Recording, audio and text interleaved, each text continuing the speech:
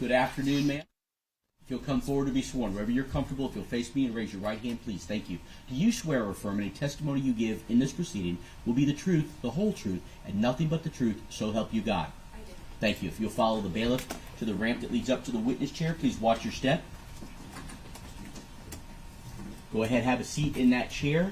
Make yourself comfortable. That microphone in front of you is fully adjustable.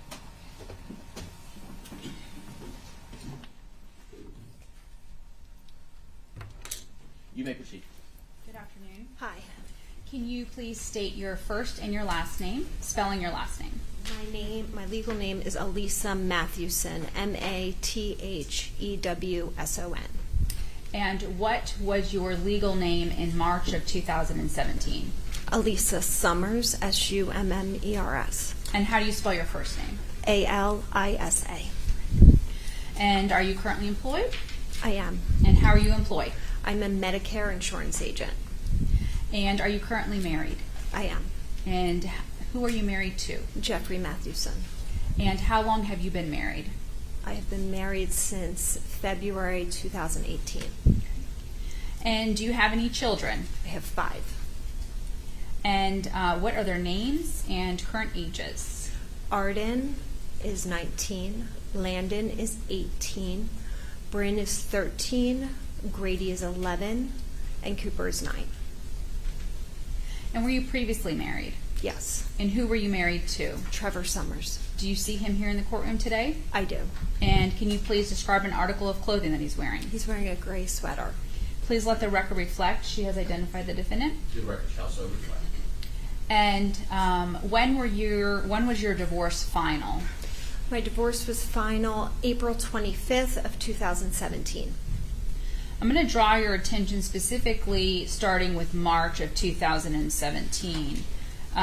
Were you together with Trevor Summers or separated at that time?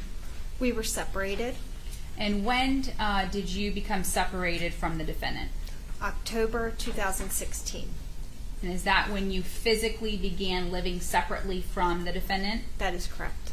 And where did you move to? I moved to 1412 Dew Bloom Road, Valrico, Florida. Okay.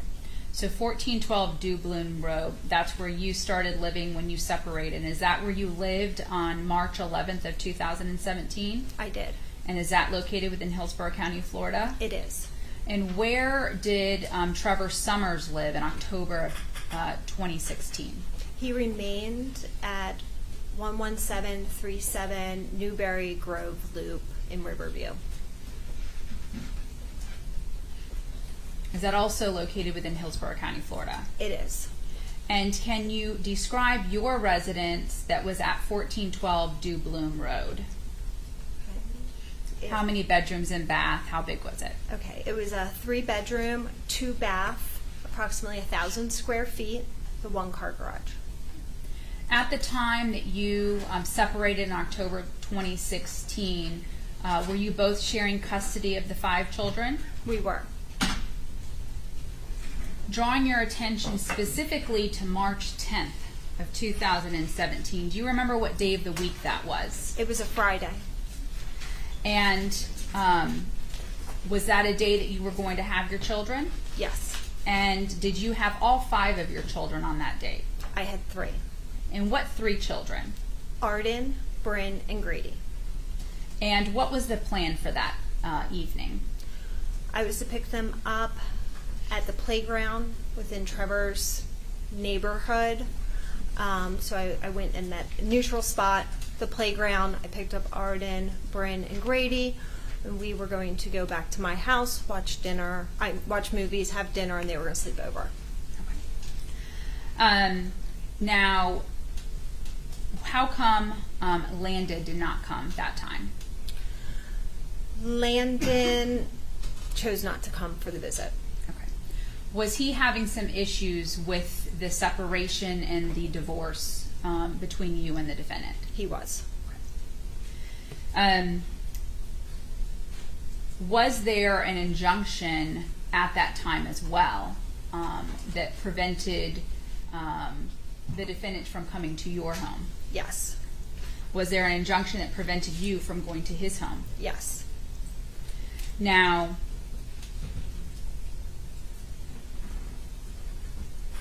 did you watch movies the night of March 10th of 2017? We did. We watched Storks.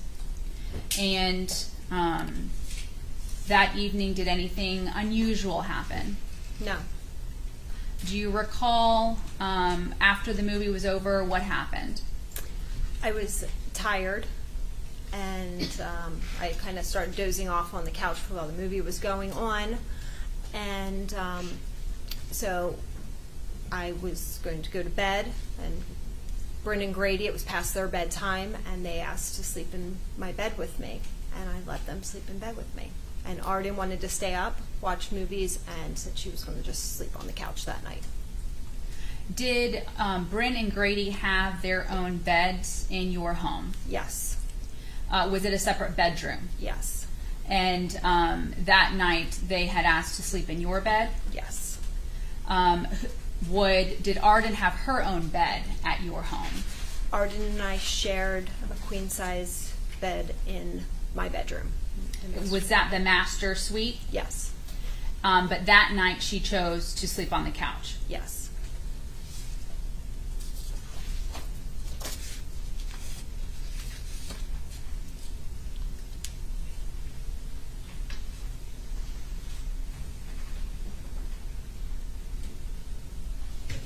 Do you recall approximately what time you, Bryn, and Grady went to sleep? It was a little before 10 o'clock, 9:45-ish. Did you take anything to go to sleep or on any medication like that to help you sleep or anything? No. At some point, do you wake up? Yes. And do you know what time that was? It was 3 o'clock. How do you know it was 3 o'clock? I had a digital clock with large numbers on my end table. What caused you to wake up? I was woken suddenly from a deep sleep to water droplets on my face, and when I was trying to get my bearings, I realized there was a dark figure in my bedroom. Did you have any lights on in your room? No. Any light on in the bathroom that's No. attached to your bedroom? No. What did you do when you saw the dark figure? I started to scream, "Who's in my room? Who's in my house?" The dark figure went up against the wall, leaning against the wall, and I kept screaming. And then I heard a voice say, "Calm down." Did you recognize that voice? I did. And who did you recognize that voice to belong to? Trevor Summers. Were Bryn and Grady still in the bed with you at that time? Yes. What were they doing when that initial interaction took place? They were starting to stir, but had not fully woken awake. What's the next thing that happened? When he said, "Calm down," and I realized who it was, I started reaching to my end table and throwing objects from my end table at him. Do you recall what you threw? I always sleep with a cup of water that has a straw in it, and I grabbed that and threw that. There was a box of tissues. So those are the items that are normally on my end table. What's the next thing that happened? He grabbed my feet from the end And of... when you say he, is that the defendant? Yes, Trevor Summers grabbed my feet by my ankles, the end of the bed, and drug me, my full body off of the bed, pulling all the bedding and everything with me.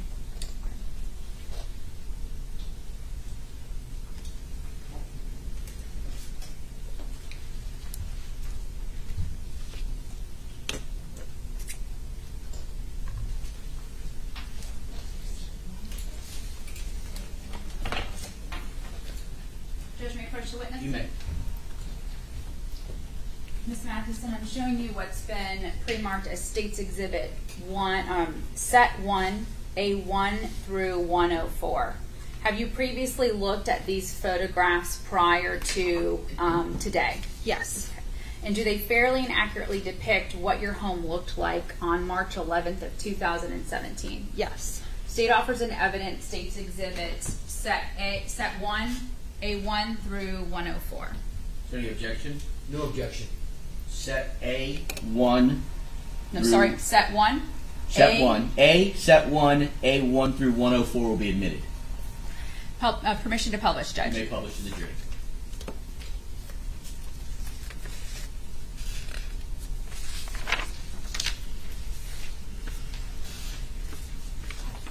Publishing set 1. All of these will be set 1 that I'm referring to, A2. Ms. Summers, if you can look at that screen, what are we looking at here? That is the front of my home on Dubloom.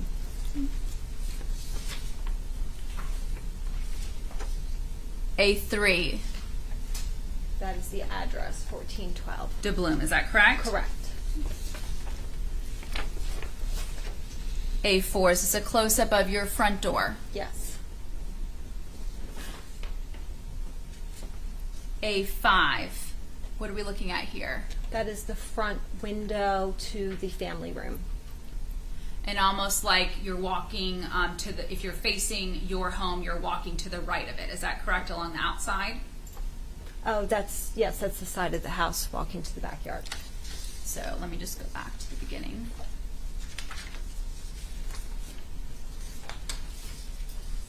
So this is the front window here towards the right of the house. So it's almost as if you're walking towards the right side of the home. Is that correct? Correct. And when you're facing it. A6, again, is this still on the right side of your home? Yes.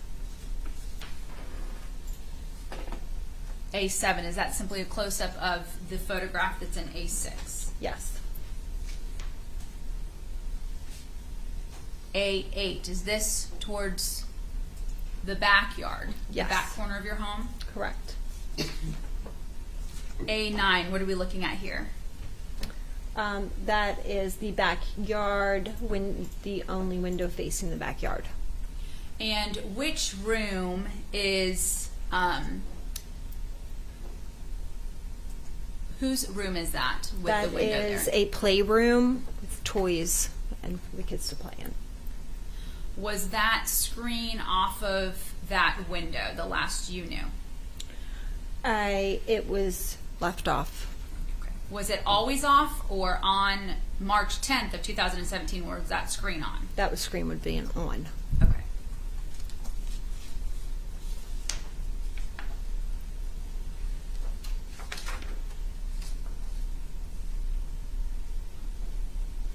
A10. Do you see these white things on the ground? Yes. What are those? Cigarette butts.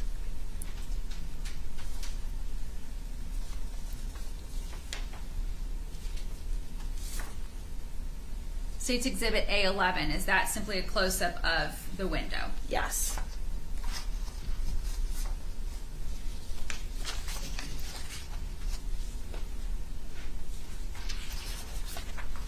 Moving on to A14, is this another photograph of the back outside of your home?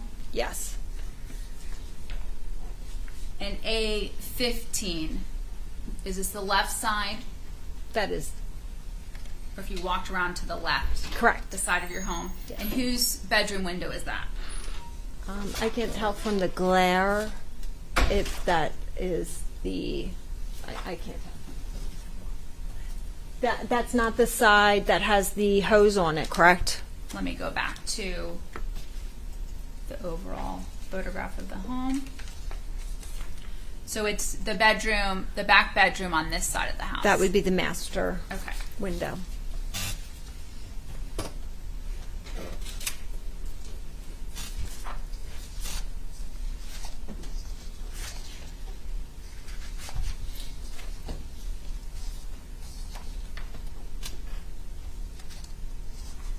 Moving to the inside of your home, states A20. Is this a photograph of your front door? Front door. Was there damage to that front door the last you saw your home on March 11th of 2017? No.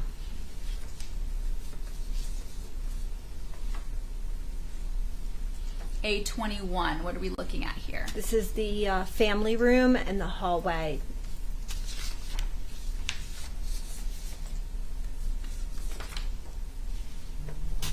A22. This is the family room.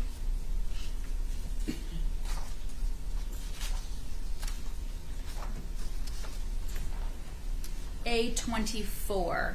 Another angle of the family room. And what is in this room back here with the little alcove cut out? That is the kitchen. And what does this hallway lead to towards the back center of the photograph? The bedrooms and the bathrooms.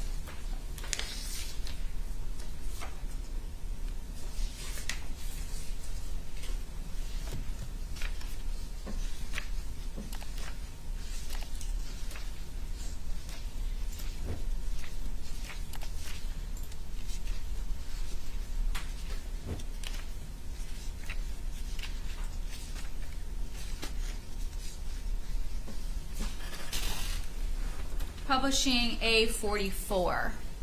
What does this photograph depict? The master bedroom.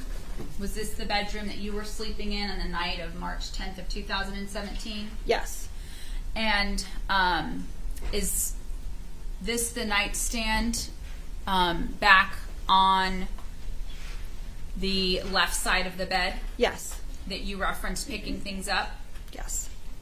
Now, when these photographs were taken by law enforcement, you were not present for that. Is that correct? Correct.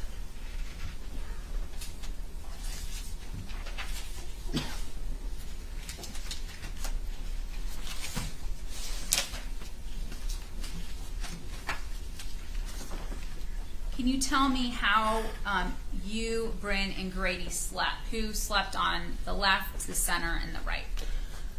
I slept in the middle, and I don't remember which child was on either side of me, but there was a child on either side. Where was your cell phone when you went to sleep? On that end table where the box of tissues is. And how many cell phones did you have at the time? I had two. I had just changed and upgraded to a new cell phone, and I kept the old phone that had no service on it. What kind of phone was your old phone? It was a Samsung, And what kind of phone was your new phone? an iPhone. States A52, the water bottle that is on the bathroom countertop, is that the water that had been thrown when you learned that the defendant was in your home? Yes.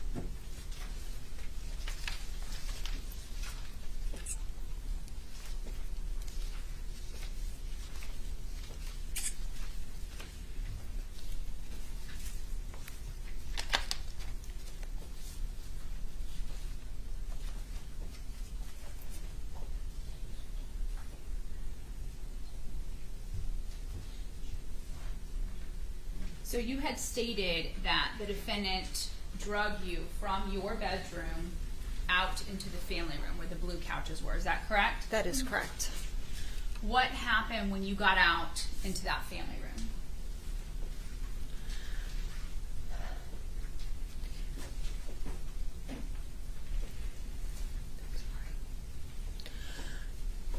He attacked me in that family room, and I fought to try to get out the front door. I tried kicking him, scratching, poking him in the eyes. I just didn't have the strength, and every time I would get some distance from him and try to reach the door, he would grab a hold of me and throw me over the couch that's there along the hallway side, and throw me over the couch. Wrestling in the family room area.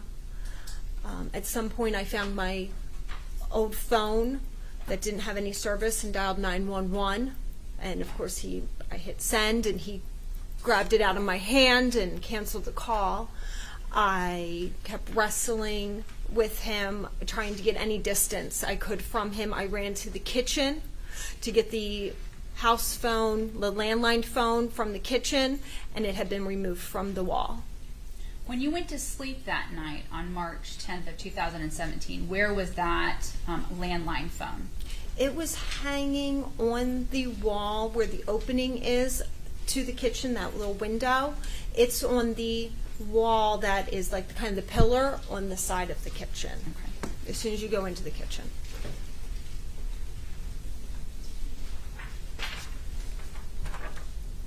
Publishing A27. What are we looking at here? What is this area? This is the desk area in the family room. And I'm pointing to this white phone in the right center of the photograph. What is that?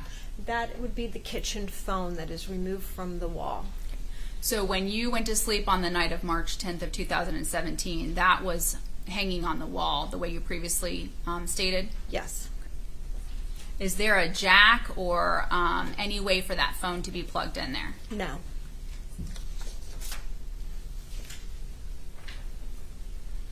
When the defendant initially drug you out of your bedroom, what did Brennan Grady do?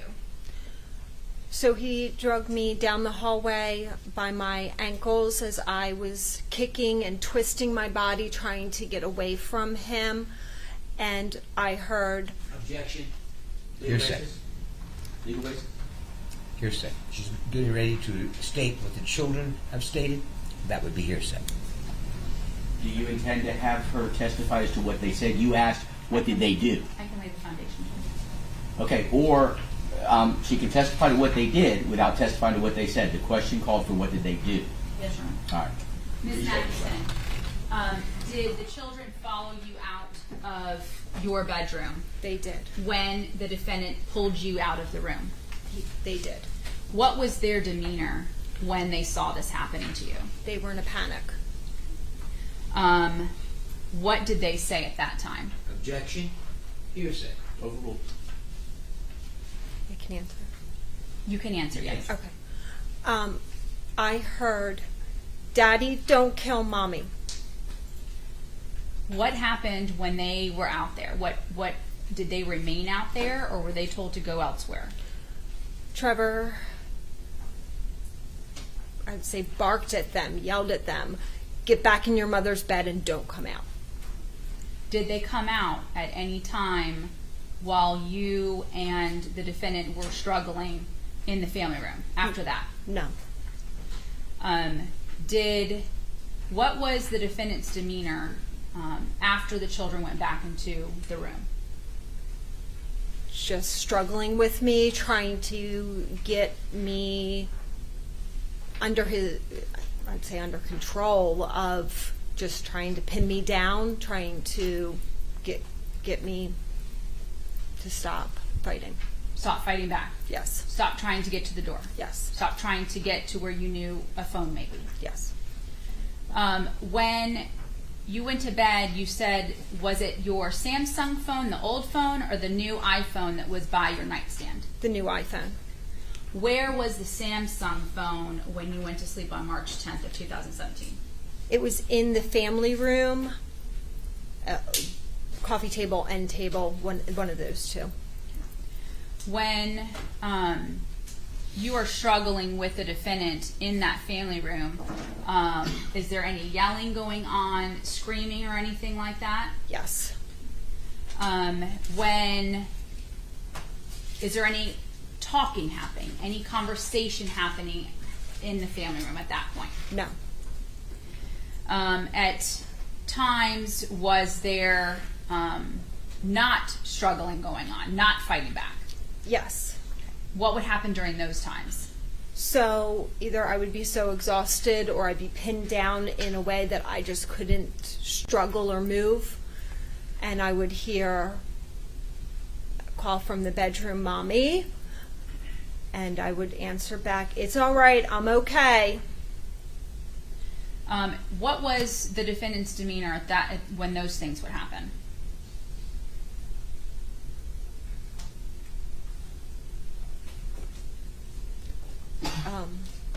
Non-reactive.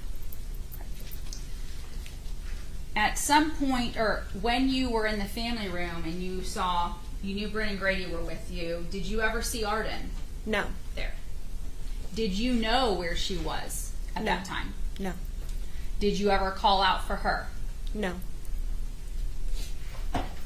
Did you ever, when you that night had picked up Arden, Brent, and Grady, Landon was left with the defendant. Did you see Landon in your home that night? No.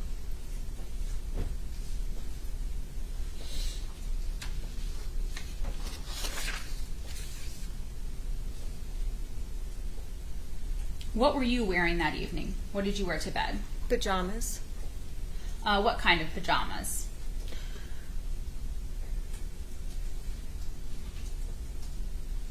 I can't recall, but I wear pajamas to bed. Would you normally wear like a t-shirt? Would it be top and bottoms? It would normally be like a t-shirt and a pair of pajama pants. Okay. And that evening when you saw the defendant in the family room, what was he wearing?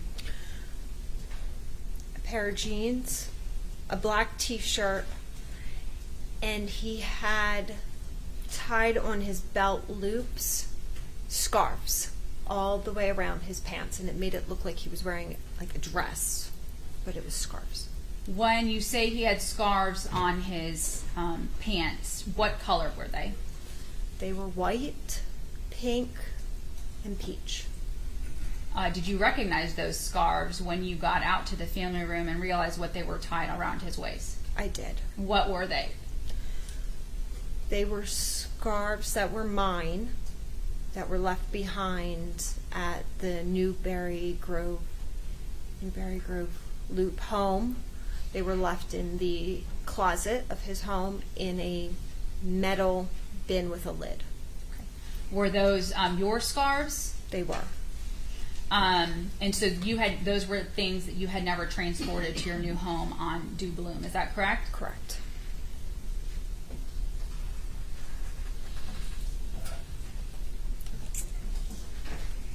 Did you ask him what he was doing with those scarves tied on his waistband? Yes, it was dark in both the bedroom and in the family room. And one of the times in the struggle that he had me pinned down, I asked, "What do you have on you?" I wasn't sure what these things were that were hanging. And he said that they were scarves, and then I recognized that they were indeed scarves. And as it got lighter out, I could see them more. When the children were still, when Brent and Grady were still there at the house, did he ever do anything with the scarves that you recall? No.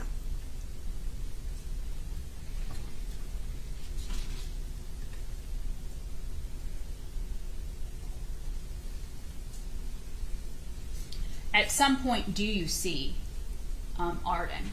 Yes. And where do you see her?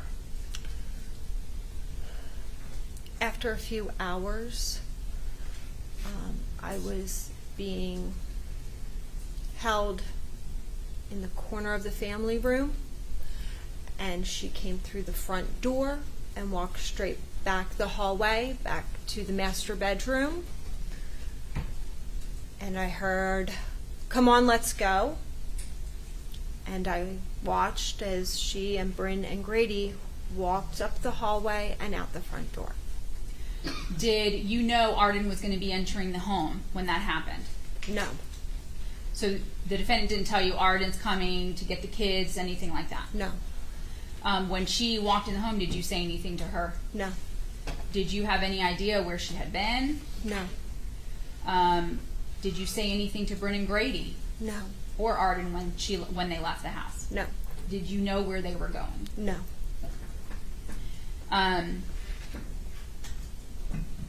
Was Arden similar to Landon in that she was upset about you and the defendant getting a divorce?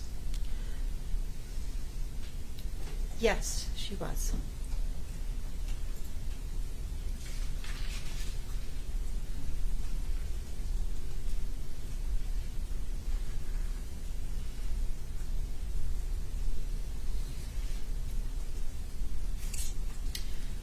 Did you see Landon at any point when Arden came in to get Bryn and Grady? I knew he was there. I don't recall if I saw him. If I saw him, it was very, very quick. How did you know he was there?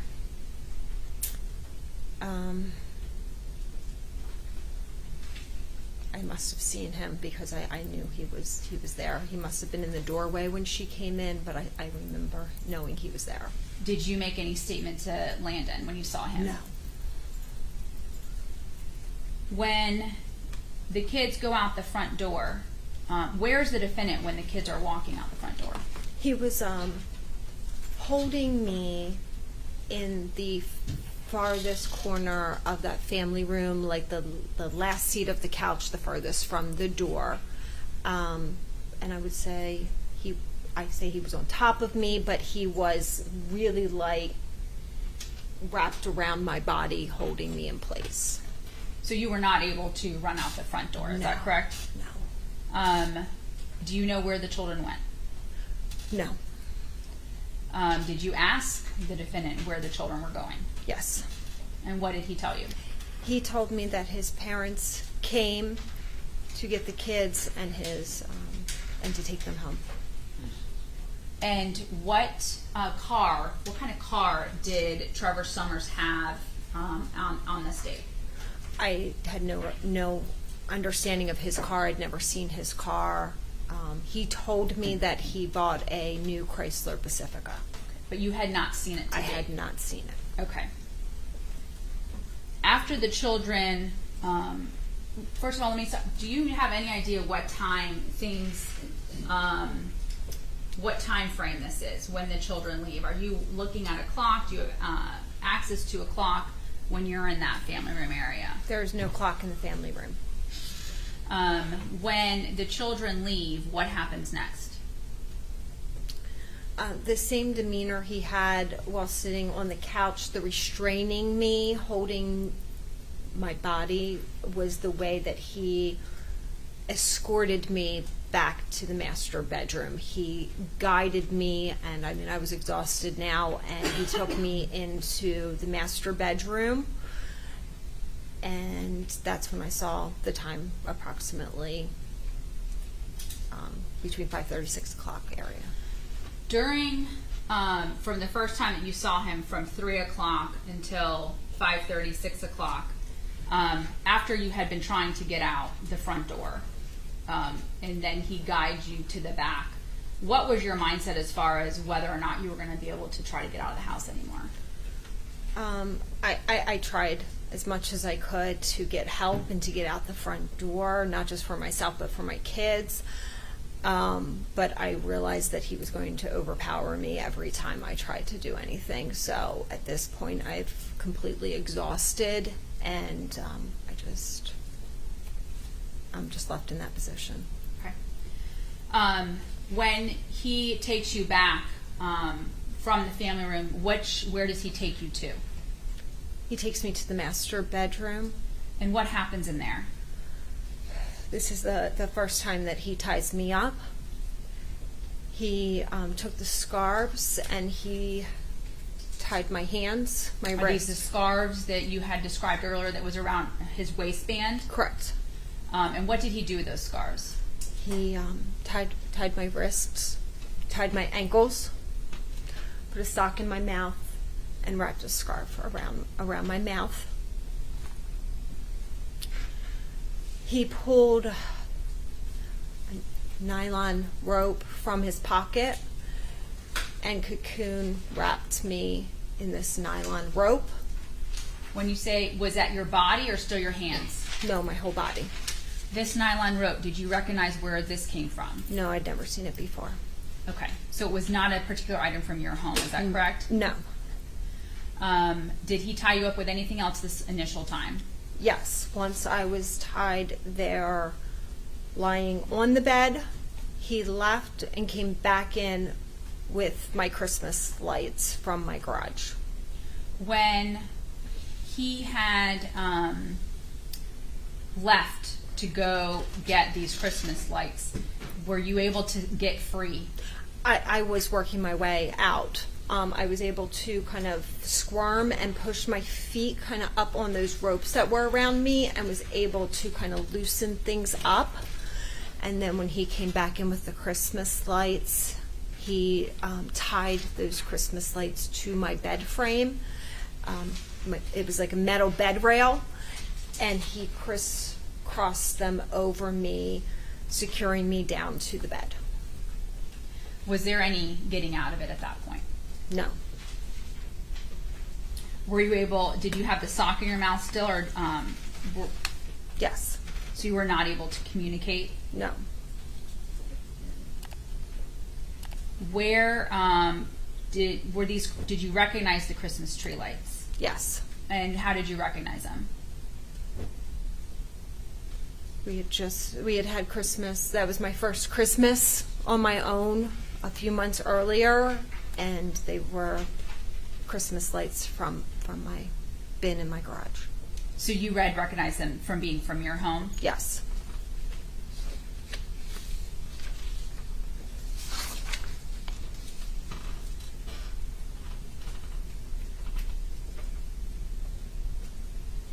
What was the defendant saying anything to you? Were you saying anything to him when he was tying you up, either with the scars or with tying you down to the bed? Not at this point. Was there any conversation that had occurred in the family room? No. Ms. Thompson, whenever, I don't mean to interrupt you, but it's 3 o'clock. Whenever you get to a good breaking point, we'll do our afternoon break. Yes, Your Honor. Were you on speaking terms with the defendant at this time, or was it solely the communication was based around the children? The communication at this time was only through attorneys, and our oldest daughter, who's 14, like, okay, I'm going to pick you up at the playground. I didn't communicate at all with Trevor Summers. Was there, and this I'm speaking about in March 10th of 2017, that was it? It was through attorneys? Yes. And it was through your oldest daughter to pick up the other children? Correct. Either her or the other children? Correct. Judge, I think we can take a break now. Okay, gentlemen of the jury, we are going to take our afternoon break. Please do not discuss the case amongst yourselves or with anyone else. Please do not do any research related to the case during your break. We will see you back after about 15 minutes. All rise for the jury.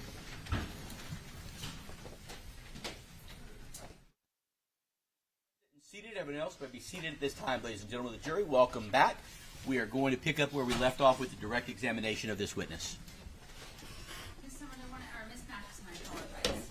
I want to take you back for a moment to Friday, March 10th of 2017. You had explained why Landon did not come to your home that night. Cooper, why didn't he come that night?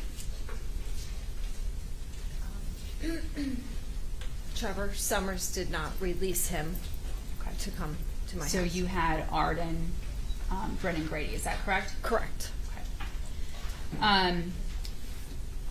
When you are being tied down to the bed, are you fighting back, struggling at that time, or what were you doing?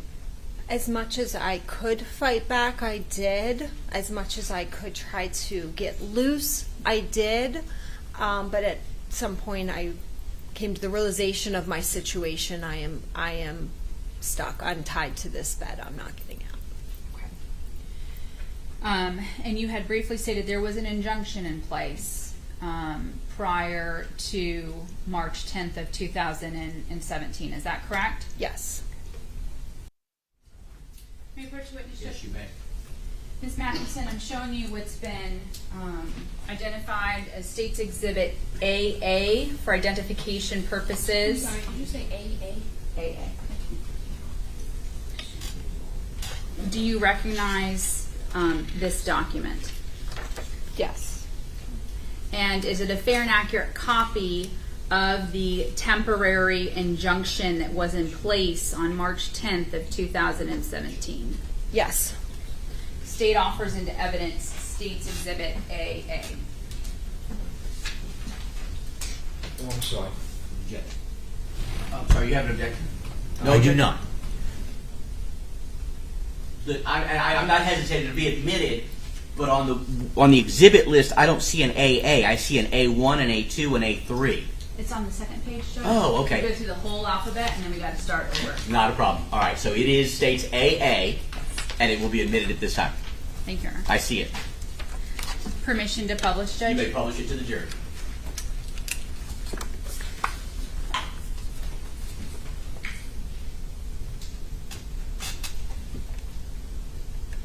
Ms. Mathewson, this is the first page of that document, and it lists you as the petitioner versus Trevor Summers as the respondent. Is that correct? Yes. And it's for a temporary injunction for protection against domestic violence with minor children. Yes. And there was a hearing date that was scheduled for March 7th of 2017, which was prior to the March 10th, 2017. Is that correct? Yes. Did that hearing date get continued? I sent my attorney. I didn't go to that hearing. Okay. Did you receive a new date? Yes. And when was that new date scheduled for? It was scheduled for the week of March 13th, someday that week. I believe it was the 15th, possibly. Okay. Do you know if the continuance was made by the defendant or by his attorney on his behalf? Yes. Did you ask that this March 7th date get moved? No.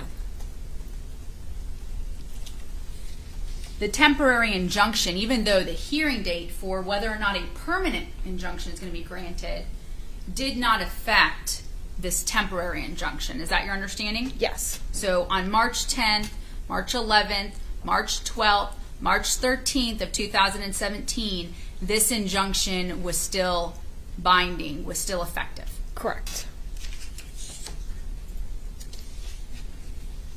Showing you publishing the last page, which shows a document filed February 22nd of 2017 at 3:59 p.m. It shows that Trevor Summers, the respondent, was identified via Florida DL and was served with this document. Is that correct? Yes.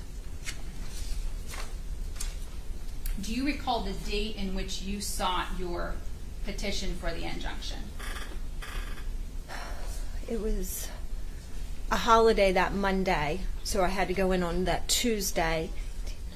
It would be the 21st, February 21st would have been that Tuesday. And showing you the second to last page of this document where Judge Gabbard signs this on February 21st of 2017 at 6:38:22 p.m. So the day before Trevor Summers was served with this document, correct? Correct.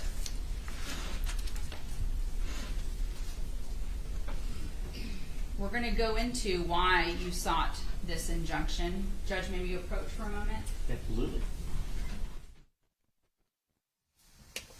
Ladies and gentlemen, I have a brief instruction for you at this time. I don't need the microphone. The evidence that you are about to receive concerning other crimes, wrongs, or acts allegedly committed by the defendant will be considered by you for the limited purpose of proving motive, opportunity, intent, preparation, plan, knowledge, the absence of mistake or accident, and to corroborate the testimony of Alisa Summers, and you shall consider it only as it relates to those issues. However, the defendant is not on trial for a crime, wrong, or act that is not included in the information. You may proceed. Ms. Mathewson. Yes. You got an injunction on February 21st of 2017. Correct. Why did you get an injunction on that date?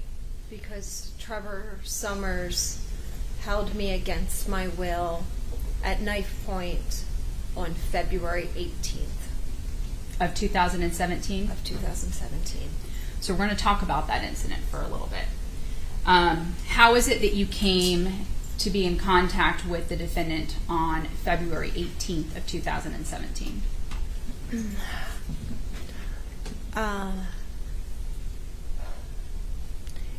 He contacted me and wanted to do a marriage settlement agreement. He was being extremely kind to me.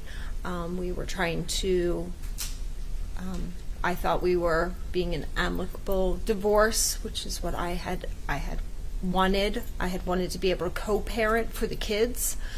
And he was being very nice, was agreeing that the marriage was over, was agreeing to get me a marriage settlement agreement, and asked me to come to his home where he would have a notary. Was that at the Newberry Grove Loop? Yes. did you agree to go to his home on that date to discuss the final divorce and marriage settlement? Yes. And do you recall approximately when you went there on that date? Around lunchtime? And when you got there, were the children there? No. And what happened when you arrived at that Newberry Grove loop? The notary was not there, but he said that she would be coming soon, and that he wanted to talk to me first.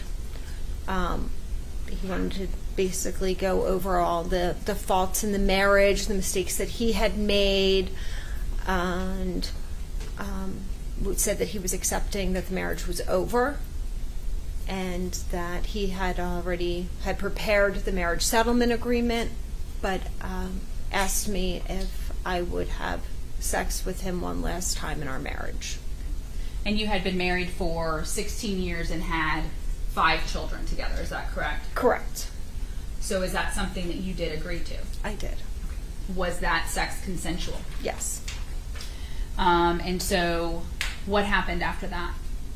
The notary came, and we sat with the notary. We had the forms notarized. Was everything in the agreement, everything he had told you that he was going to do? Yes. And what were those things? You said he was being very nice. He was 50-50 custody of the children, child support and alimony, and just an agreement of splitting holidays and things along those lines. And was he going to provide you a check on that day? Yes. What was that check going to be in the It was amount? $25,000, and I believe a second check for the first week of child support. And so the notary came. Did all the documents get signed and notarized? Yes. What happened next? He asked me if I would stay and have a drink with him. And did you do that? I did. What did you have to drink? I had a martini. Does the defendant drink alcohol? Yes, I believe he had like a scotch or a whiskey, something along those lines. Okay. And is there any more conversation that takes place on that day? No, just that we were going to be friends, that we were going to be able to move forward for the kids, and that it seemed like we were just going to have a nice friendship. Did you then leave after that? I didn't. He said, well, now that we have signed this agreement and it's notarized, it's kind of like we're not married now. Can we have sex again? And I did. And that was consensual? Yes. After the sex, did you leave at that point? He had made something to eat. I ate with him, and then I said, I really have to get home to the children. I need to leave. I went out the front door, and he said, I almost forgot I have something else for you. And we went back inside, and I followed him in to the house and followed him into the master bedroom. What happened when you got into the master bedroom? It's a hallway, and he went through the hallway and turned into, he normally keeps his safe and things in the closet, so he went into the closet. Is that closet within the master bedroom? It is, and the door of the closet faces the master bed, and he turned into the closet and turned back and pushed me down onto the bed and pulled a knife out from between the mattress and the box spring, and he held a machete at my chest. What happened at that point? He opened the end table, and there was rope and duct tape, and he told me if I cooperated, he would not tie me up, and he would not use the rope or the duct tape. And what did he mean by cooperate? Did you know at that point? He told me that he was not okay with the divorce, that what I had done and destroyed the family, that he was not going to take this, and that I was going to stay and listen to him. Were you able to leave at that point? No. What took place after that? I was held for a few hours and just sat on the bed, stayed still, stayed calm, spoke to him, told him that I understood how he was upset, and that if he let me go, that we would forget about this and that nothing would happen. Just let me go. Why did you stay calm and try to convince him to let you go? Because I figured I'd be able to talk my way out of it, and he would let me go. Like, he made a mistake and just let me go. Did he let you go? Yes, eventually I was able to talk him down, calm him down, and I got into my car and left. And prior to him letting you leave, did you promise him that you were not going to call the police? I did. Once you left, did you in fact call the police? As soon as I pulled out of his driveway. And did you, after that, is that when you ultimately sought the injunction? Yes. And so you had described that your relationship then in March of 2017, that you two were not speaking. No, we were not. You did not go to his house to pick up the children. It was at a public area. Correct.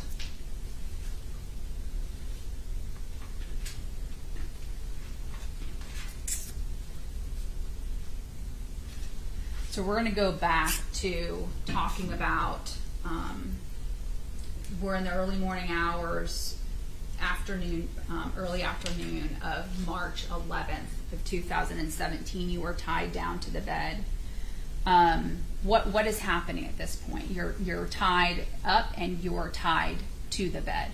What does he remain in the bedroom? So this is, I got first tied up about approximately 6 a.m. on that Saturday morning. After he used the Christmas lights to tie me to the bed rails, he went and got the vacuum and brought the vacuum in and used the vacuum cord to go underneath the mattress and wrap around to strap me more down. Is any conversation happening when this is, and what is his demeanor? He, at this point, does remove the sock and the scarf from my mouth, and his demeanor was that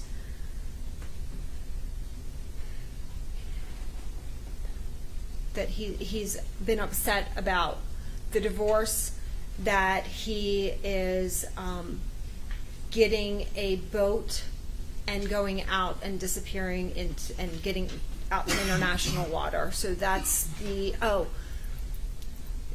as soon as he removes it from me, I ask, where are the children? Where are the kids at?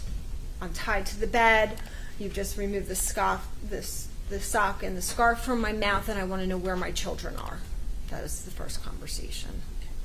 And so what did he tell you about where the children were? He told me that his parents drove from Riverview up to Valrico and came in and collected the children. And so was the first time that you learned how the children left, was it at that time, or was it when shortly after the children had walked out of the home? It was at that time. Okay. And so when he had told you that his parents had come and gotten the children, did you have any reason to believe anything else, or that they got home any other way? No. Does he put the sock back in your mouth at this point? No, because I was having some problems breathing. I had been trying to breathe through my mouth. I had some congestion, and I just asked him, like, I'm not going to scream, just... And so he did not put the sock back in my mouth. Okay. I'm sorry, I just lost my train of thought for a moment.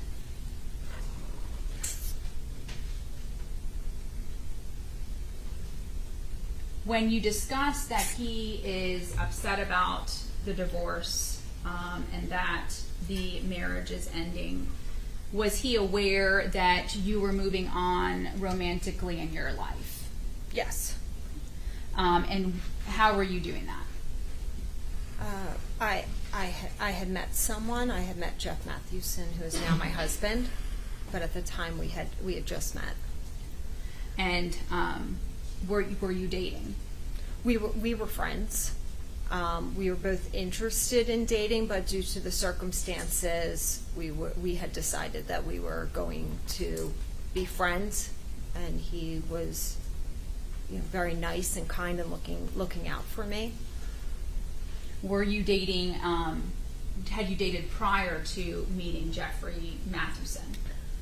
I went on one date, and then there was one guy that came and set up a fire stick on my TV, and that was it. Was that a date, or was that someone who? It wasn't nothing. I didn't consider it a date. Okay. When did the defendant have problems with the fact that you were moving on from him? Yes, in our marriage, I was never allowed to speak to a man or have men on my Facebook or have anything to do unless it was supervised. That was the kind of marriage relationship that you had with the defendant? Yes. Okay.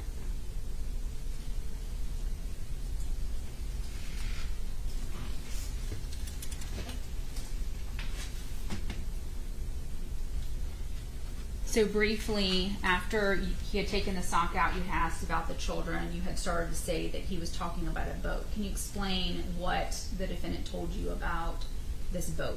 Yes, he started telling me that he was going to disappear. He was getting a boat to international water. He had chartered this boat that was going to take him out of the country, basically no papers, no questions asked, and that he would be leaving approximately at 9 a.m. So I'm thinking, okay, I need to wait out. At 9 a.m., meaning the morning of March 11th? Correct. Okay, so this is shortly after, you're having this conversation shortly after the children leave the home. Correct. So approximately to me, it's like, okay, 3 hours, and I'm going to be fine in 3 hours. Because you're thinking back to what happened on February 18th. It's going to be done. Correct. Okay. So, what happens during that? Once he tells you that, and you're thinking, all right, I'm just going to have to get through 3 hours. Did he say what was going to happen when he was going to go get on this boat at 9 a.m.? What was going to happen to you? Not at this point. Okay. Do you question him any more about this? No, he was just in and out of the room, and I was just staying calm and buying my time. Did you have any reason to believe that what he was saying about this boat was fake, made up, not real? No. So, do you remain tied up on the bed there? Yes. Okay. And where does the defendant, does he remain there in the bedroom or go elsewhere? He was in and out. And when he would be in and out, did you know where he would go? No. How long would he be gone from your bedroom? Maybe 30 minutes, and come back in and sit on the edge of the bed and talk some more, and then go out of the room and do whatever he was doing. Did you know whether or not he remained at the home when he would leave the bedroom, or if he left the home? No.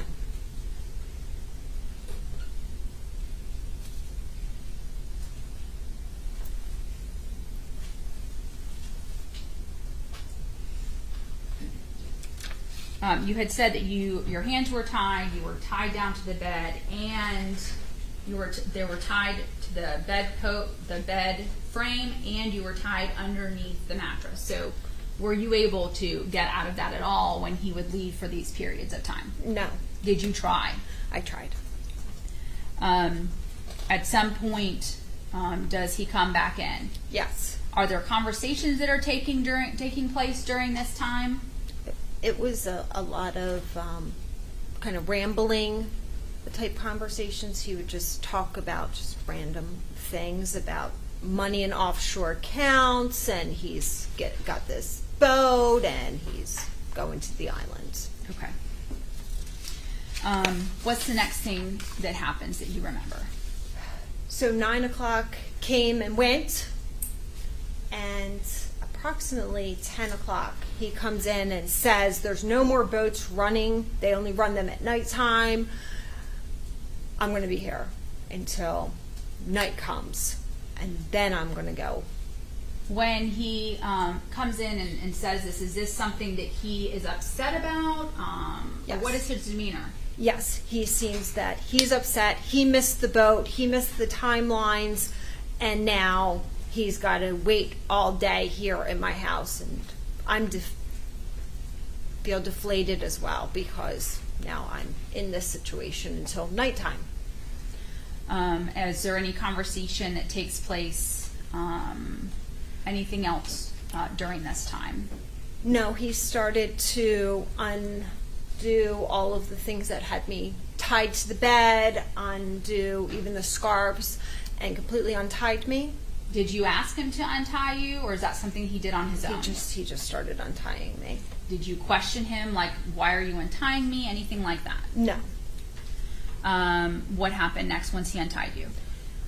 He started to remove my bottoms and proceeded to have sex with me. Was that with your consent, that sex? No. Did you tell him no? No. Did you fight back? No. Why is it that you did not tell him no or fight back? Because I didn't want to get hurt. Was that your fear at that point based upon everything that had happened up to that point? Yes. Did you say anything to him? No. Did he say anything to you, or did he just remove your bottoms? Just removed my bottoms. What was going through your head at that time? Just need to get through this day. I'll just get through this day. When you say that you had sex, what body part of his touched your body part? His penis into my vagina. What happened when the sex was over with? I was now untied. I was able to get up and put my bottoms on. Was it the same bottoms that you had worn prior to him taking them off? Yes. Were you wearing underwear? Yes. At this point, he is staying right on top of me, not allowing me to have kind of free range of things. So he is just his body like right up against my body. And I asked him if I could go have a cigarette. Were you a smoker? I smoke when I'm a lot of stress. So I, with the divorce and things, I had picked it up and said, I'll quit when things settle back down. Did you smoke in your home? No. When you would smoke before this March 11th incident began happening, where would you typically smoke? The front door, there was a chair, and there was a little bucket, and I would put the cigarette butts there and sit in that chair. Did he allow you to smoke in the front of the house on March 11th of 2017? No. Where did the defendant allow you to smoke? The one window that faced the backyard. And is that the photograph that I showed you previously with the cigarette butts? Yes. Were those your cigarette butts? Yes. So how would you tell me how that would happen? So he would, still touching his body and my body, would guide me kind of like a puppet, would move me over into that room, hovering over me. He'd let me sit down on the floor, and he would open that window, and I was able to lean while he is hovering over me the entire time and smoke. Did you feel like you could run to the front door during this transition from your bedroom to the bedroom that he was going to allow, from your bedroom to the room that you were going to smoke from? No. And was that the kids' playroom or the kids' bedroom? Kids' playroom. the master bedroom you had stated was in the back side of the house, Correct. and the kids' bedrooms and the playroom, were they on the same side of your home or the opposite? They were on the opposite. The opposite side from the master? Correct. Were the playroom and the kids' bedroom on the same side of the house? Yes. And which room was further towards the back? Was it the kids' bedroom or the playroom? Playroom. So you were in the window in the bedroom that was furthest to the backyard. Correct. Were you able to, scream out the window for help or anything like that? No. He was again right there. So if I tried to scream, I didn't feel safe. But also, there's nobody that in that proximity from the backyard. You can't see the house behind. There's a large fence. Did you, when you said it wouldn't be, I think you said safe, what do you mean by that? I didn't feel safe with him hovering over me, that if I started to scream that then he would hurt me. Okay. And you were afraid of being hurt? Yes. Okay. After you smoked a cigarette, what was the next thing that he did? Did he allow you to remain there in the children's playroom? No, he guided me back into the master bedroom. And when you say guided, was he holding on to you? Was he pushing you? What do you mean by that? It's kind of like a parent would kind of, not like you're holding the child's hand, but if you were to be behind them and they're smaller and you are kind of pushing them in the way you want them to go. Okay. But still keeping your hands on them and guiding. So you stated you weren't allowed to stay in the playroom. Were you moved to? Back to the master bedroom. And what happened when you got back to the master bedroom? He tied me for the second time. How were you tied up this time? This time was hog-tied. When you say hog-tied, what do you mean by that?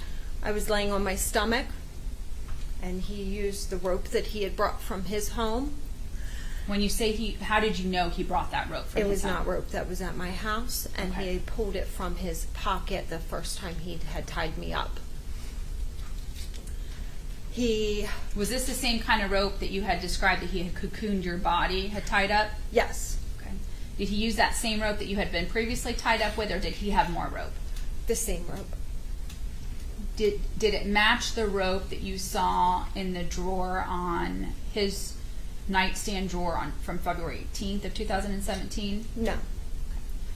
And so, explain to me again, I'm sorry, when you say hog-tied, what do you mean by that? I was lying on my stomach, and he tied my ankles up to my hands. So my hands were like this, and my ankles are that way as well. So your hands are behind your back? Yes. And your ankles and your hands are tied together? Yes. And is it with the same kind of rope? Yes. Do you remember what color that was? It was black. And so were you laying on your stomach or on your side? I was lying on my stomach. And after, did he say anything to you why he was tying you this way, this particular time? No. What happened next after he tied you up? He put duct tape over my mouth, and I started struggling because I was having problems breathing because I had some congestion, and I just couldn't breathe out of my nose. And so he removed the duct tape and told me that as long as I was quiet, he would not have to use the duct tape. Had you been screaming when you were tied up prior, the first time? No. Okay, but he had still told you that if you are, you have to be quiet. Yes. Did you remain quiet? Yes. So you didn't have to have the tape on your face? Correct. Did he remain in the room when you were hog-tied? Once I was tied up, he was in and out. Same as he was before? Correct. Did you know what he was doing out there? No. Do you know how long you were hog-tied up for? Overall, it was in that position, and I was hog-tied for a few hours. Were there any conversations that took place, anything that he came in and discussed with you or did to you when you were in the hogtie position? Yes, as soon as he had, shortly after tying me into the hogtie, he used my thumbprint to unlock my iPhone. And was that how you typically unlocked your iPhone, was from your thumbprint? Yes. Do you know where your iPhone came from? This is the first time that I'd seen it since it wasn't on my end table. So does he walk in with your iPhone in his hand? Yes. And is he able to unlock your phone with the thumbprint? Yes. Is there any, do you ask him, what are you doing with my phone? Does he tell you what he's doing with your phone? He told me that with the conversation about him going to the island, he was disappearing and all of this, and that I would be left, alone with the kids and everything that was his. And I said something along the lines is, nobody's going to believe any of this. And he said, I'm going to When you said that he was leaving everything to you and nobody's going to believe any of this, what do you mean by that? I mean, he just disappears and we're in the middle of a divorce, and I'm thinking, okay, first person they're going to look at, or that the fact that he came into my house and violated a domestic violence protection order, all of these different things that I'm right now hogtied. Nobody's going to believe any of this. And he said, I'm going to make a video for you. And were you present for the video that he makes? Yes. Does your room have a fan in it? Yes. And does he make these videos on utilizing your iPhone? Yes. Going back for a moment, we had briefly discussed about Arden and Landon being upset about the divorce. Yes. Were they also upset about you reporting the February 18th incident to law enforcement? Yes. Were they present during that incident? No.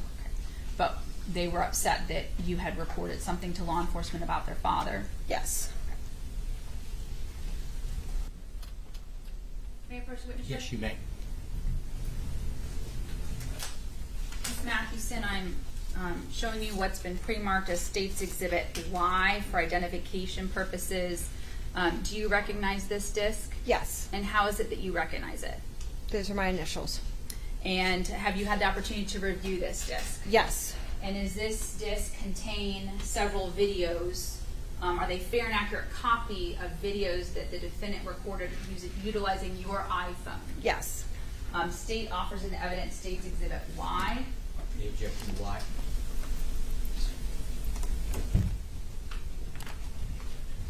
No objection. All right, why will be admitted. May I have one moment, sir?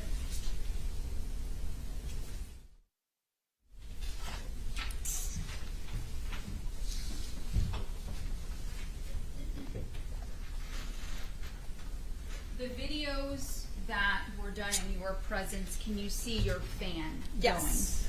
Is there a video that was not in your presence but was on your phone that was done in a different room? Yes. Separate from you? Yes. You had stated that you were congested. Were you taking any medication for that issue? So I would say 4 days earlier, I did have a head congestion, bad enough that I was taking NyQuil, and there was a bottle of NyQuil in the bathroom. Did you take any NyQuil on March 10th? No. Did you take any NyQuil on March 11th? Yes. Did you request that NyQuil? No. How was it that you came to take NyQuil on March 11th? Trevor Summers several times gave me NyQuil to drink. Would you drink it when he gave it to you? Yes. Were you holding the bottle drinking it, or was he pouring it in your mouth? He was pouring it into my mouth while I was tied. Okay. Did you say, I don't want to take that, or did you take it? I took it Why is it that you took it? because, again, I was afraid and just going along with keeping myself safe.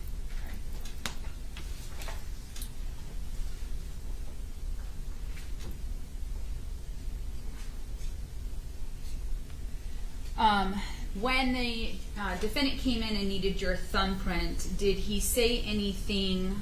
Did you know whether people were calling you, trying to get into contact with you, or if he was talking to people utilizing your phone when he was away from your room? Did you know any of that? I don't know.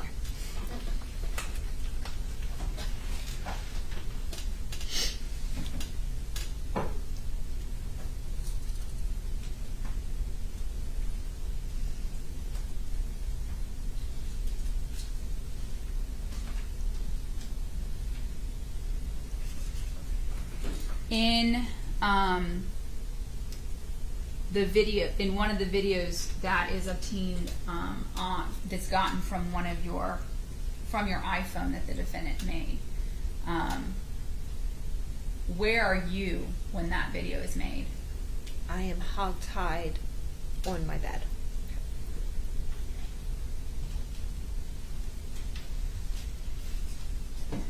At some point, are you moved positions, or do you get out of that hog tie?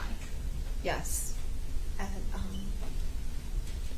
one point, being hogtied, the pain was so incredible of shooting pain and spasms through my back from being in that position that I was crying out to him and begging him to please just roll me onto my side so that way my legs and my arms would stop the pain radiating through them and through my back. And he came in and pushed me over onto my side, still hogtied.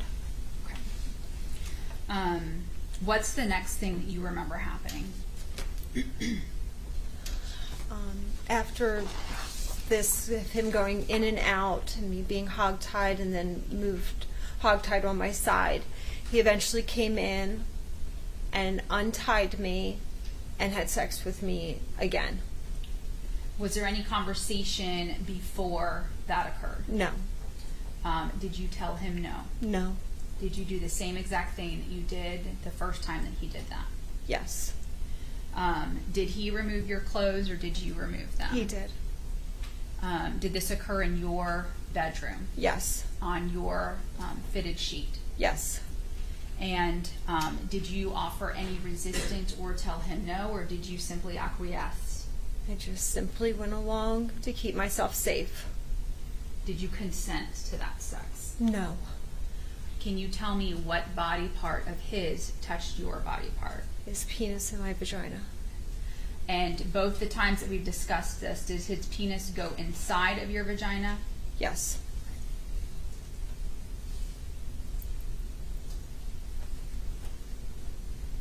What's the next thing that you remember happening?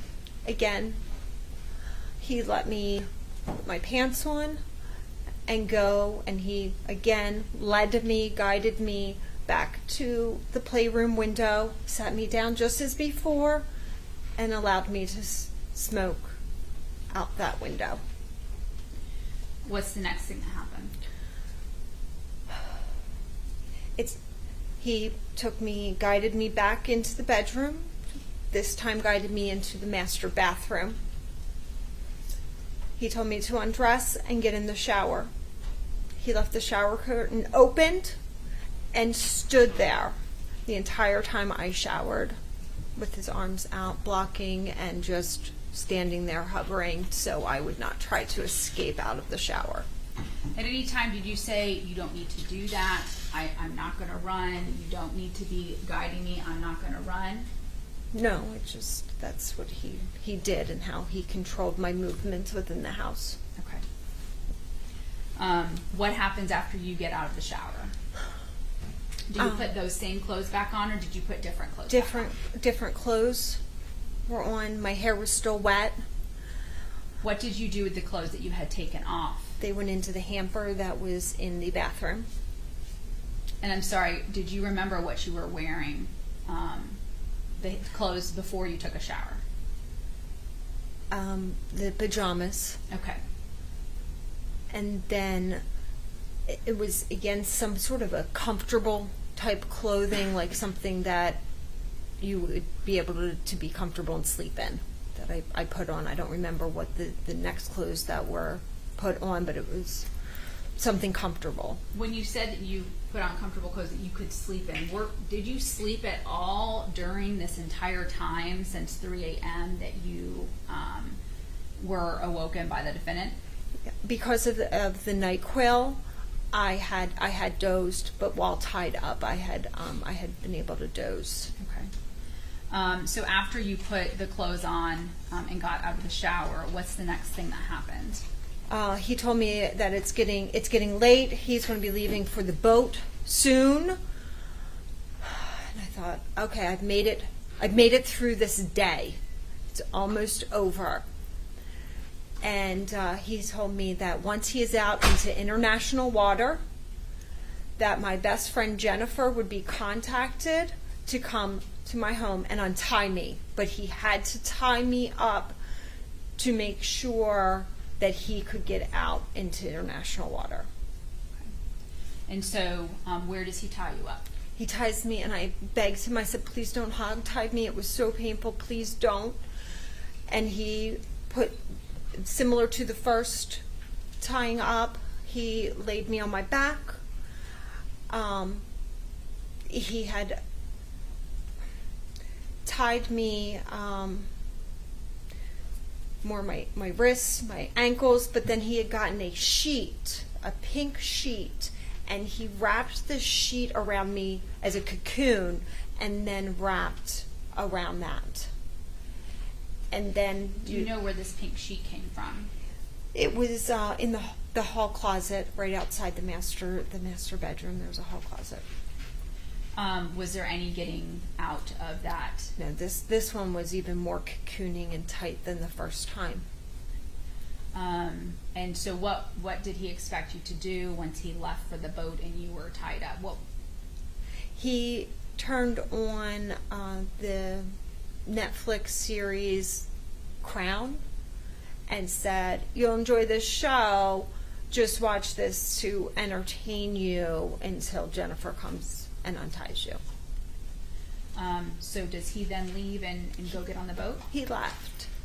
And I When you say he left the room or he left the home? I thought he had left the home. Okay. So what do you do? So I wanted to make sure that he was really gone. I laid and watched the show calmly because I didn't want him come back in and see I'm half out of this. And then after probably 30 or 40 minutes, it was so quiet, and I was sure he had left. I started to squirm. I started to try to wiggle my way out, and that's when then my bedroom door opened, and I saw the look on Mr. Summers' face and realized he was there to kill me. Can you describe that look?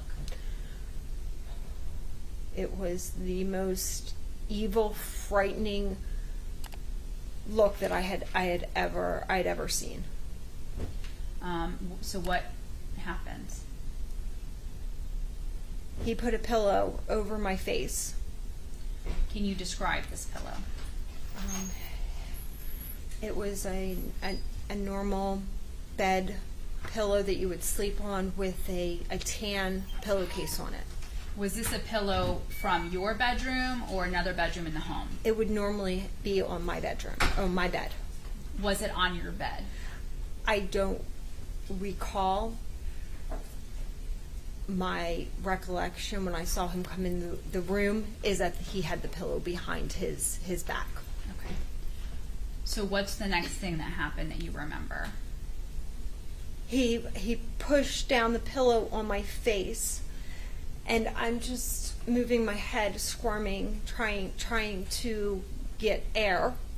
And he climbed on top of me with his full body weight, first his upper body, full force on the pillow on my face, and then he actually scooted up his lower body and straddled up on my upper chest area to put even more pressure down on my face.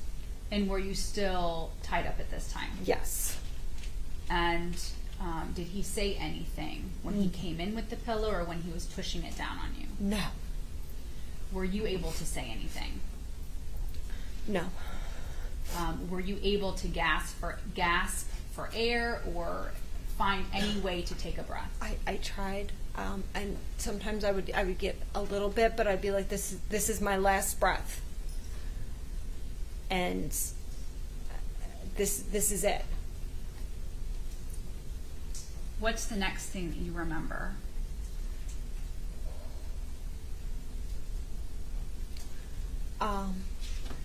I remember. Can I talk about what I was thinking?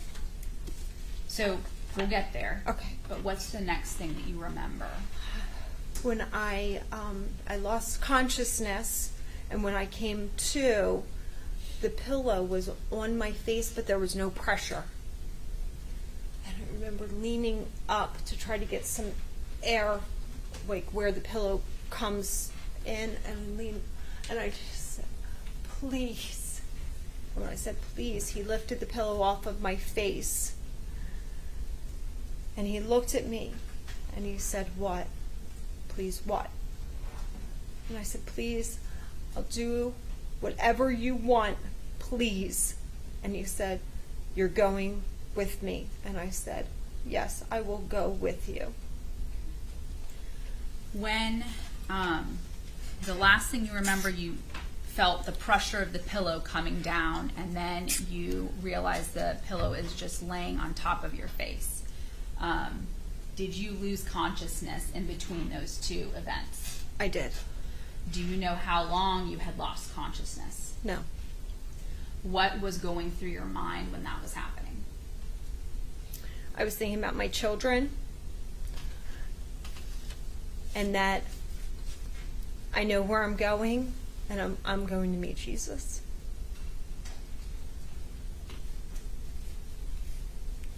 You need a minute? Judge, can we have a minute? You want to take a break? Do you need to take a break, ma'am?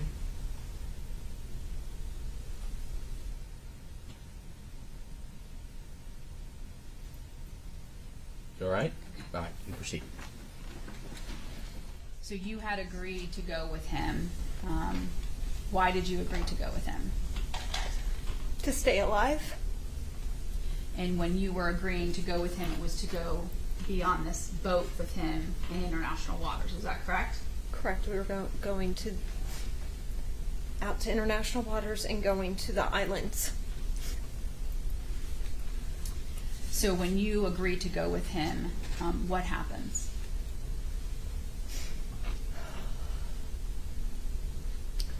He goes, he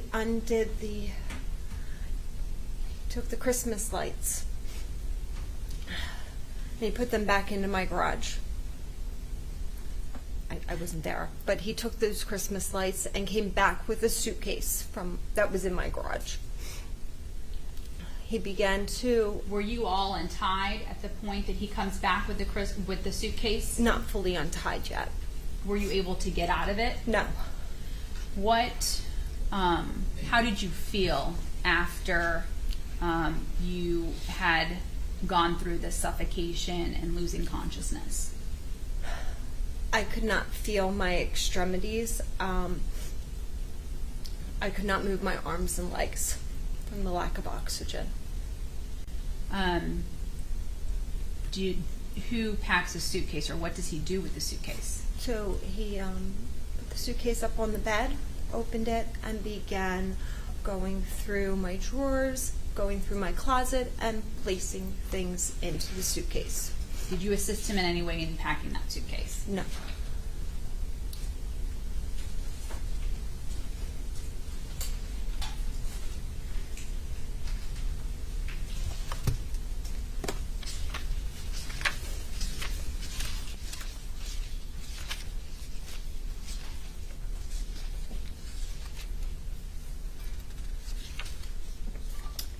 Do you know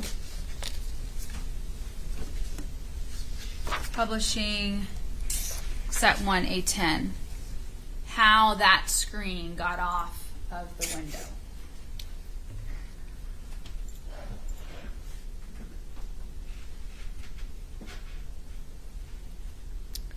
I don't want to say what I believe. Or, No, it's No. only, you can't say what you believe. Do you know how that screen got off the window? no. Okay.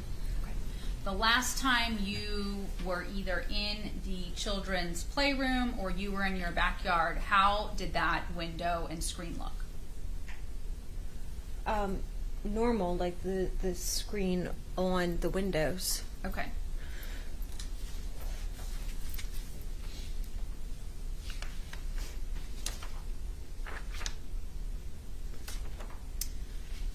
Set 1A2, here on the ground there are multiple cigarette butts. You talked about 2 different smoking times that he allowed you to smoke from the children's playroom window. Were you allowed to have more than 1 cigarette during those times? Yes, but they were back to back. Does Trevor Summers, does he smoke? No. Does he use tobacco products? Yes. What tobacco products does he use? Kodiak, wintergreen, chewing tobacco.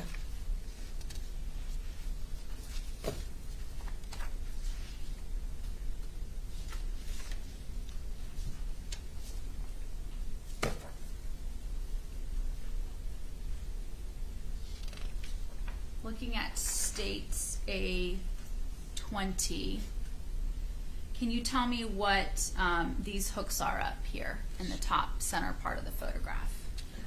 That would be my key hook where I walk in and I always hang my keys on those hooks. Your car keys? Car keys.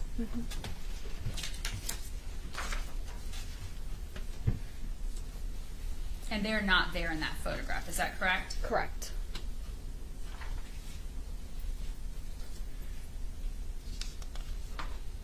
States A22,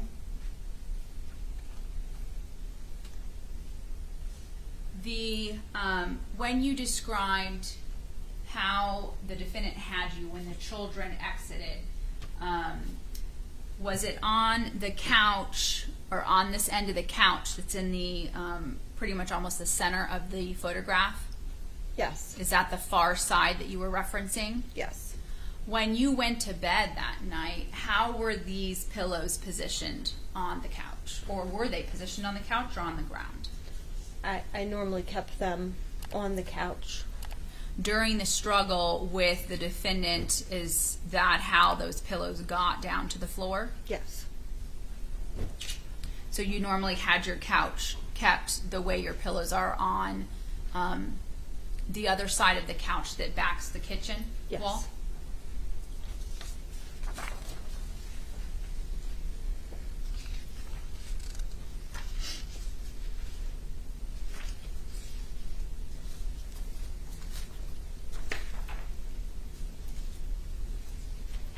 States A26. This small turquoise item on the coffee table, can you tell me what that is? That would be an old case for the old Samsung phone. And was the last time you saw your Samsung phone, was it in that case or in a different case? In a different case. So was that just sitting out on your coffee table? Yes. Okay.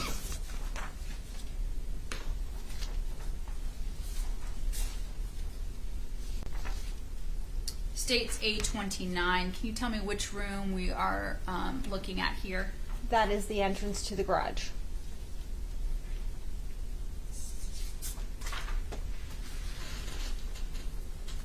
States A30. Specifically, this yellow bag on top of the dryer. What is that? That would be my tool bag.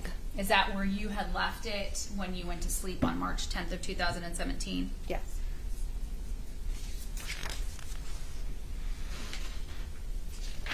States A31. Can you tell me what we're looking at here? That's the other side of the garage. Did your garage appear this way when you went to sleep on March 10th of 2017? Yes. Okay. With the wrapping paper up against the wall there and a box that appears to have a Christmas tree open? Yes.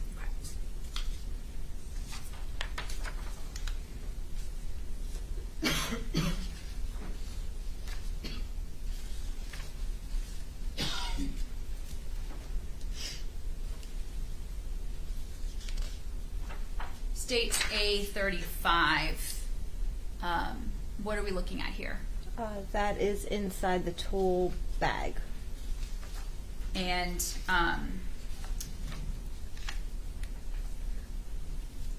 is that the duct tape, your duct tape that was located within that tool bag?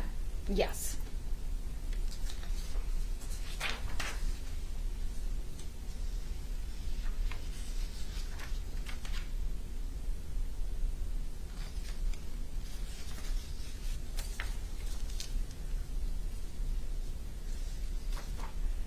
Looking at A38, this black nylon rope, is that what you had described earlier that he had, the defendant had tied you up with? Yes. The rope that you said was not from your home, is that correct? Correct. Do you know, was that in your trash can when you went to sleep on March 10th of 2017? No. And to the looking at down on the trash can to the right, it appears to be what is a NyQuil or generic NyQuil bottle. Was that in your trash the night of March 10th of 2017 when you went to sleep? No. Did you put that bottle in the trash can? No. Did you put those rope pieces in the trash can? No.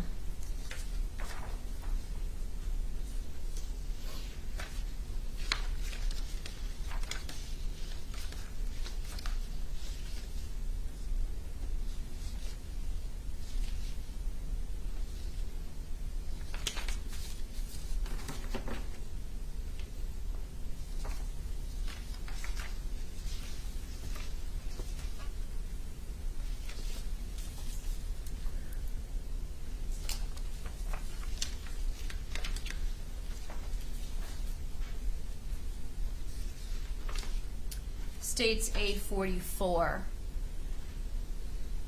The brown pillow that the defendant utilized to suffocate you, do you see that here in the picture?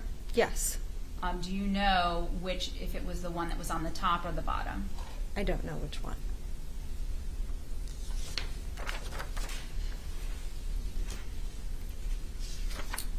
States A45. Can you describe for me what this black and white item is along with this peach item on the floor? The black and white item is the belt to the dress that's in the laundry basket. And the peach item would have been the scarf that he had tied on him. Were there multiple scarves that were tied on him? Yes. Was that black and white belt that belonged to that dress part of one of the items that he had tied to his pants, or that was separate? That was separate. Did he ever utilize that to tie you up? No.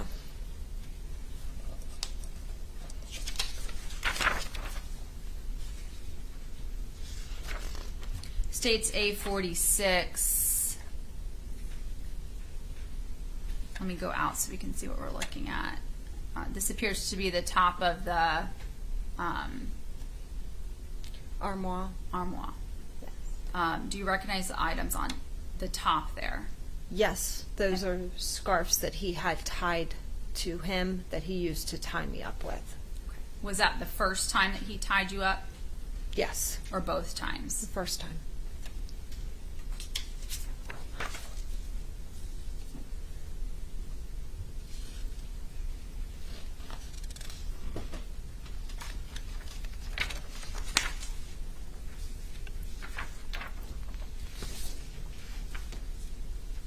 States A48. You had previously testified that the Kleenex box you had thrown at the defendant when you had realized that he was in your room. Do you know how the Kleenex box got put back up there? I don't recall. So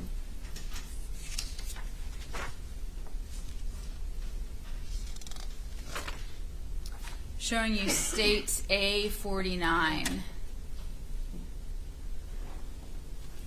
There appears to be some writing on your bedroom wall. Do you know what that says? thanks for being an asshole. How did that get on your wall? On February 20th, 2017, I was at work. I came home from work to find my home vandalized. There was writing all over the walls. There was Kool-Aid poured onto my bed. There was trash thrown everywhere around in my home. Do you know who did that? My children, And when you say your children, what children? Arden and Landon. And was that done due to them being upset about you reporting their father to the police about a February 18th incident? Yes.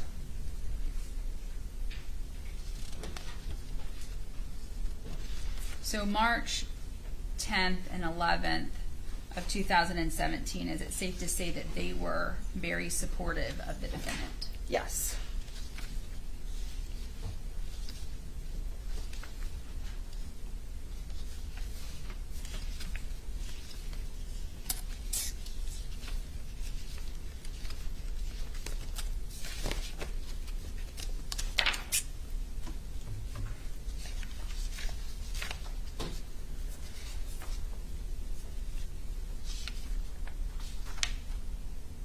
Publishing A67, whose room was this?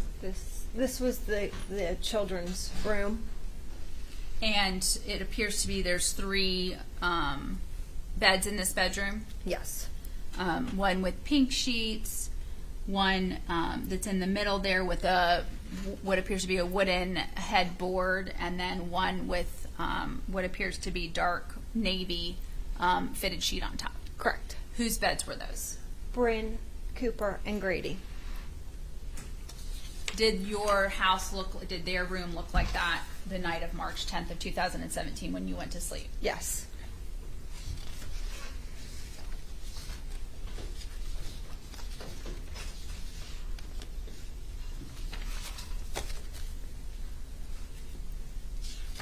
Showing A73, which room was this? This was the playroom. And is this the window here that you were allowed to smoke out of? Yes.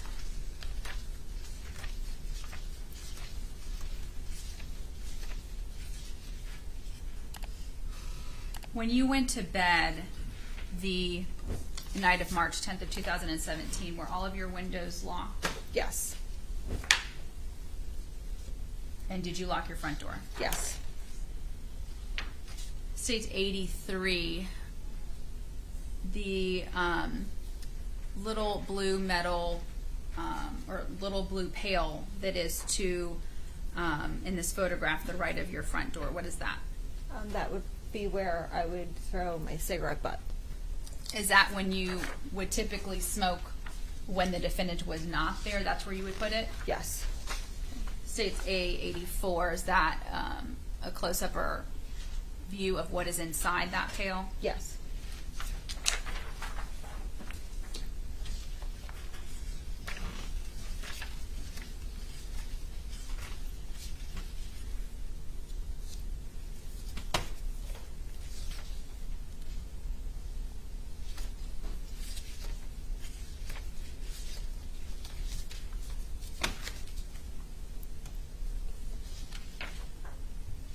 A96, the duct tape that is located in this trash can, was that duct tape in there when you went to sleep on March 10th of 2017? No.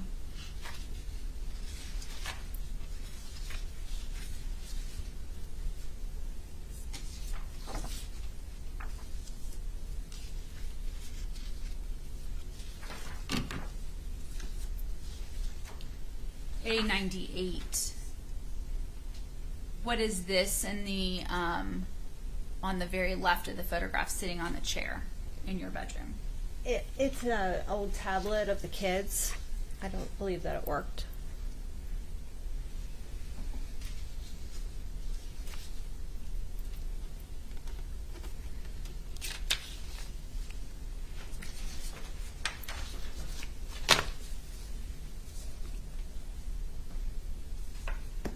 So we left off talking about he had packed a suitcase for you. You had agreed to go with him to this vote. Yes. So do you all leave the home or remain at the home? He helped me because I couldn't move my extremities. He helped me get dressed into warm clothes. He said I needed to be in warm clothes when we're out on this charter boat. Helped me put on a pair of jeans, a white button-up shirt that was long. At the back, I would say, had kind of like tails. It was a long torso, white shirt, and then a green sweater. And then he tied my hands behind my back. Did he tell you why he had to tie your hands behind your back if you had agreed that you were going to go with him willingly? No. How does he tie your hands behind your back? Do you know what he utilizes? The black rope. And do you then exit the home?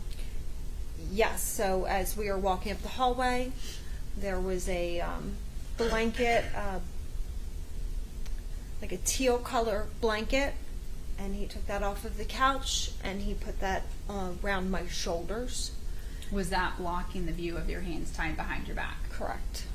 And how is it that you all were going to be leaving your home?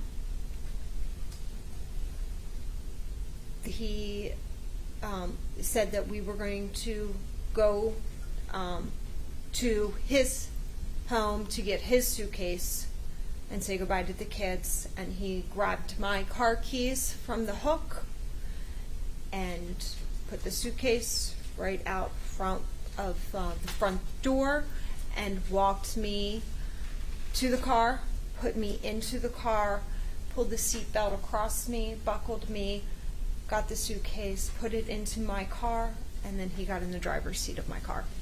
Did you at any time tell him that he could utilize your car? No.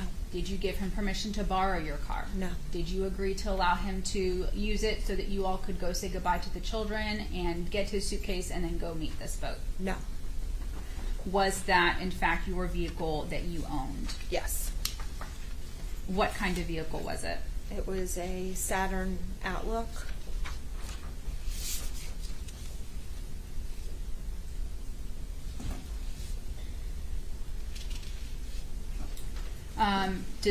Who is he driving the vehicle? Yes. And where does he drive to? He drives down Lithia Pinecrest. And to go to his home, normally we would turn onto Lithia Pinecrest and then make a quick right onto Bell Shoals. And he didn't make that quick right. He continues down Lithia Pinecrest. Do you know why he was taking a different route? No. Did you ask him why? Yes. And what did he tell you? He said that he had to make a stop first. Did he tell you where he needed to make this stop? No. Where ultimately is this stop? He pulled into the Walgreens. Is this the Walgreens located in Fishhawk? Yes.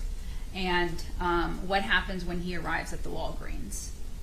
Can you describe where he parks in relationship to the entrance? He parked, pulled in and just kept going straight into the first parking spot that was off of the entrance.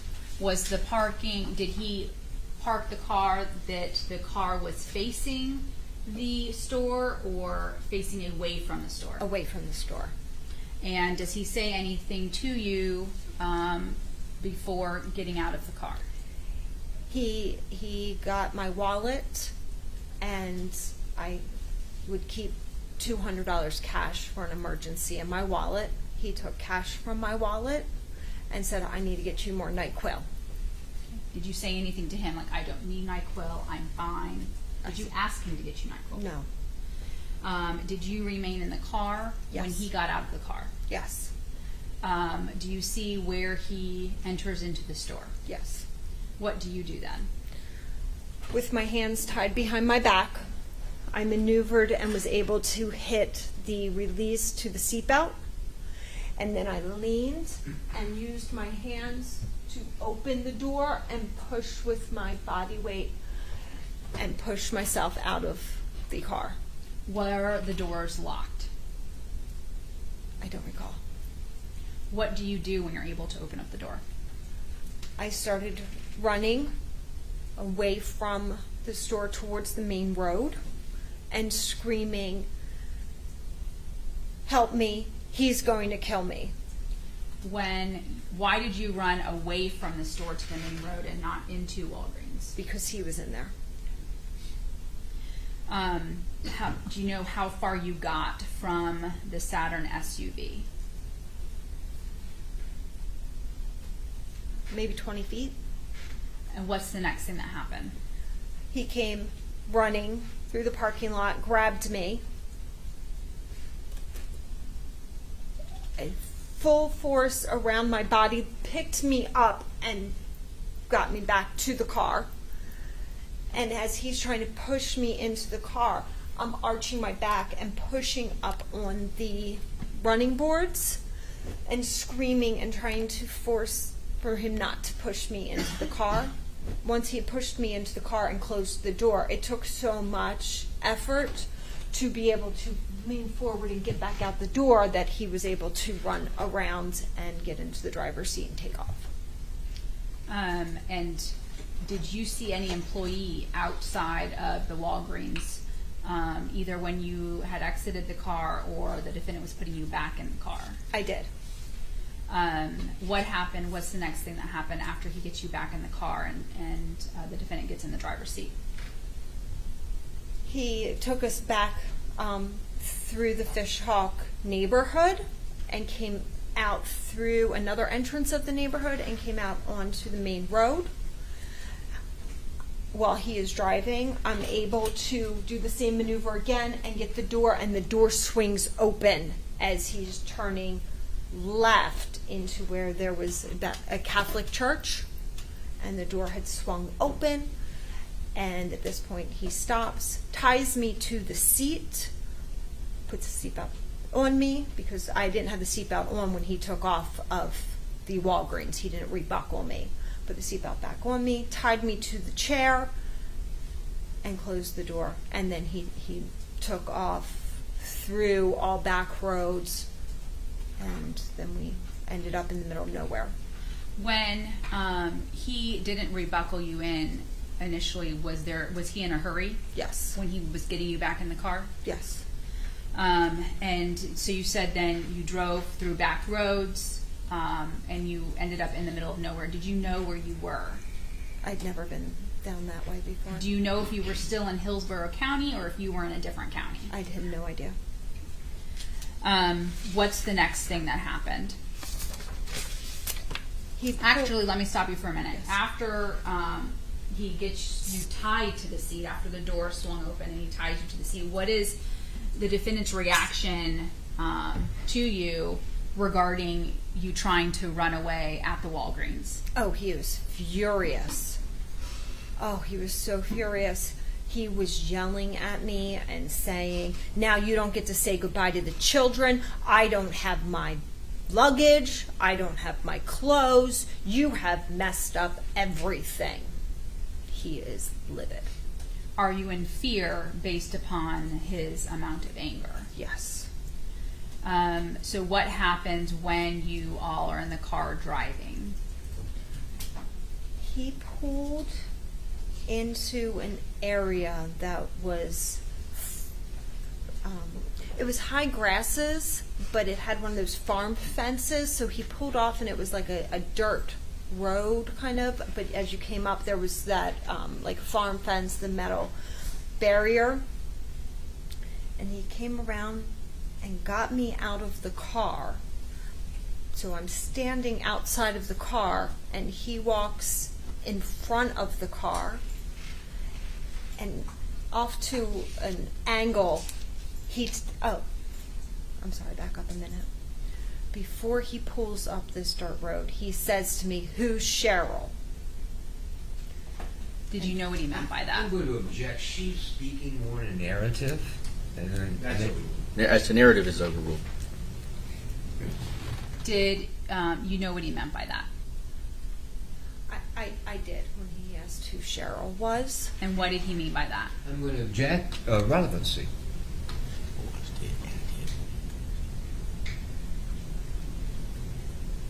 Well, any other objection to whether she knew what he meant by that?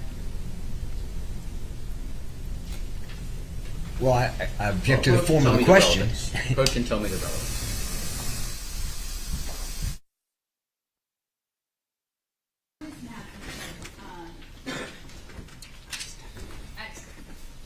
Did you know when you had left your home where your iPhone was? No. At what point do you realize the defendant has your iPhone? He used it several times when I was tied up in the home. At one point it had gotten locked out, and he demanded my passcode because my thumbprint wasn't working anymore. I complied and gave it to him for my safety. When you left your home, when was the next time you realized the defendant had your phone? After the Walgreens incident, as we were driving out in the country and where I had no idea where I was, he asked me who was Cheryl. Is that someone who you text regularly with as a friend? Yes. Did you know where your phone was at that moment?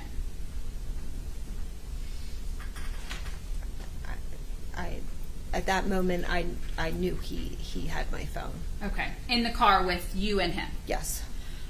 Did you see your phone next? Yes. When's the next time you saw your phone?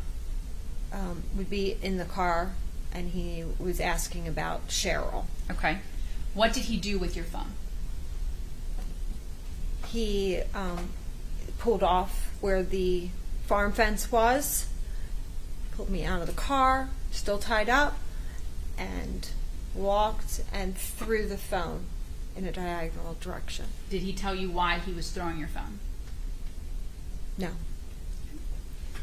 What's the next thing that happened? Put me back into the car and drove up the road to a very secluded, even more secluded area that was so dark.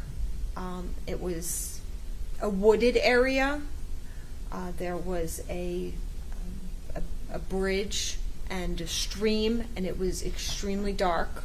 He pulled over onto the gravel.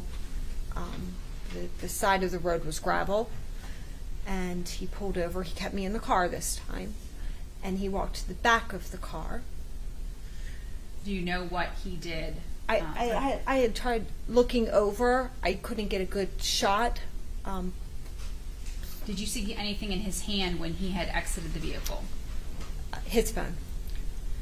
Do you know what he did with his phone in that area? I couldn't tell which direction or anything with his phone. What did you see any road signs or anything that would alert you to this area, what it was called, anything like that?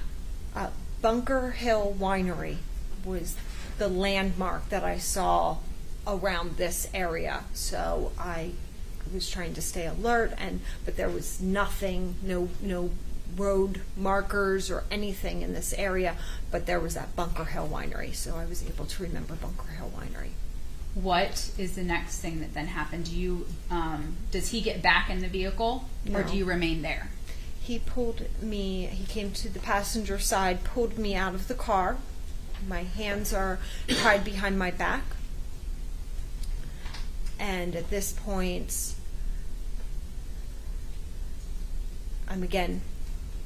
this is where he is going to kill me, and they're not. That's what you're thinking at this point? And they're not going to find my body because this is so secluded and such a wooded area.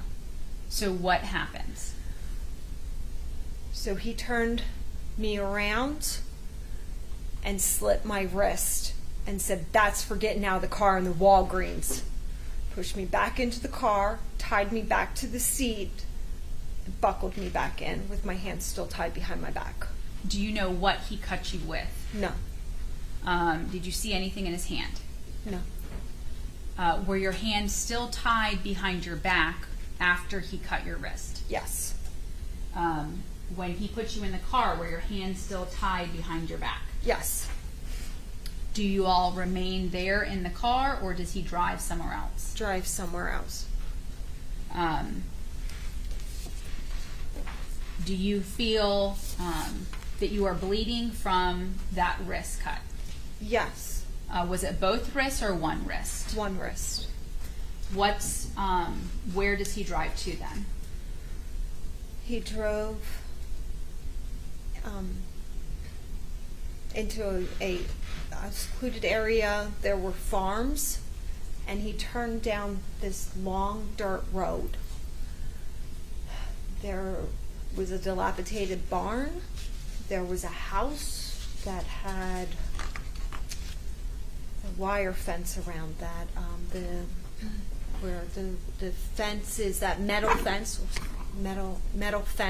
fully around this house, and then the dirt road just kept going, and finally it was a clearing with a bulldozer and a big tree, and he parked right under that big tree. And what time? Is this nighttime, daytime, morning? This is nighttime. Still on March 11th of 2017. Yes. What happens when you arrive at this location?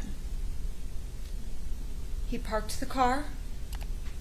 My hands are still tied behind my back, and he went to sleep.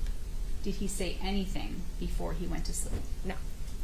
As far as you know, or as far as you knew, had he been up the entire time from 3 a.m. that you saw him in your home all the way until you had arrived at this location? Yes. Nighttime of March of 2017. Yes. Do you go to sleep? No. Do you get out of the car? No. Why not? I am in the middle of nowhere. The closest house was completely surrounded by a fence, and there's no way I'm making it running as fast as I could run to get to this house. Does he threaten you if you get out of the car, anything's going to happen? Did you see any weapon or anything that he had used to cut you earlier? Anything like that? He had the razor blade. He sat right there on the center console. Were your hands tied behind your back? They were. Did you go all night with your hands tied behind your back? I did. And do you know how long the defendant slept for? A few hours. Did you sleep at all? No. What's the next thing that you remember happening? I used the back of my shirt to put pressure because I thought I was going to bleed out. So I used the back of my shirt to put pressure, and then early morning came, and he came and got me out of the passenger side. When you said he came, is still in the driver's seat, and you mean he came and walked to the passenger side? He walked around to the passenger side, got me out, and took the ropes off of my wrists. Did he say why he was doing this?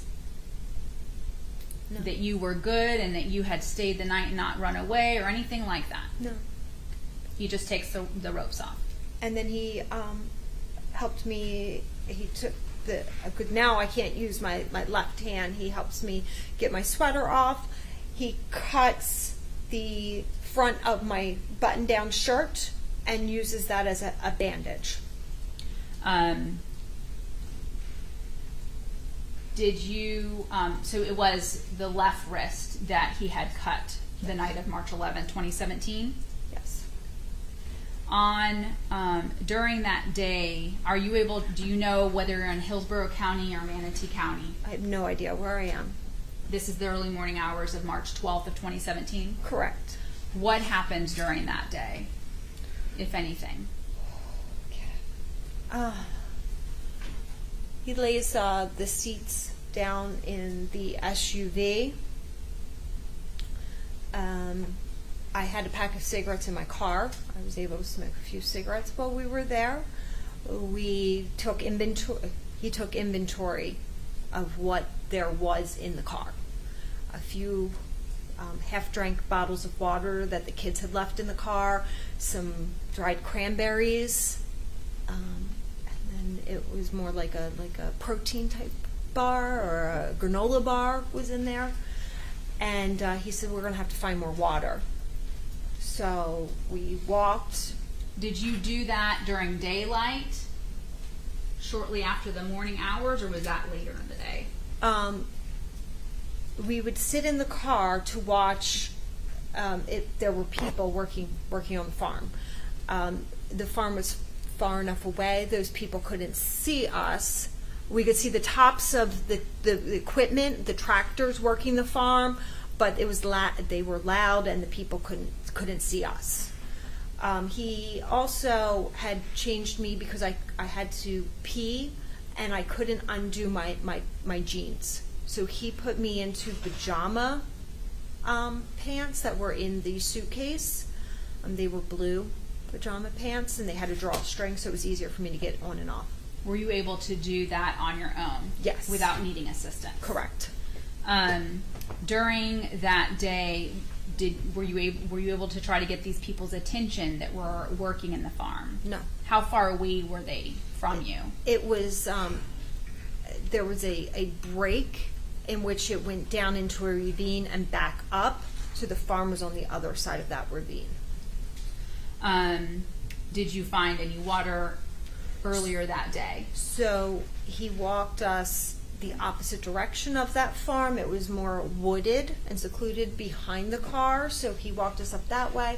There was a pond, but everything was green and there was algae floating. So, and then when we walked through the woods, I got covered in those little green stickers all over me from walking through the woods. And when we came out on the other side of the woods, there was another big farm. Was this something that was done earlier in the day or later in the day? Or did you not have a watch? You didn't know the time? I didn't really know the time. Was there any conversation about what was going to happen? I mean, you had agreed to go on this boat with him. What the plan was? He couldn't get his clothes. You couldn't say goodbye to the children. What was going to happen with the children? Was there any discussion regarding any of that? Yes. So he told me that we were going to the islands. He had money in offshore accounts. He was hiring someone to security for me, to keep watch on me, and then once we were established, he would send for the children. Based upon your 16 years of knowing him and your marriage, did you have any reason to believe that he was lying to you about that? No. Was there anything that occurred within the car while you were there that day on the 12th? Yes, he had sex with me twice. And was that similar to the way it had occurred in your home? Yes. Did you give consent for those sexual acts? No. Where did this sex take place? In the car, and that's why he laid down all the seats. Did you later learn that those incidents did not occur within Hillsborough County and were not under the jurisdiction of Hillsborough County? Yes. Was that something that you wanted to have happen? No. Were you guys ever able to find water or food or anything like that on the 12th? At night, once all the farm workers had gone,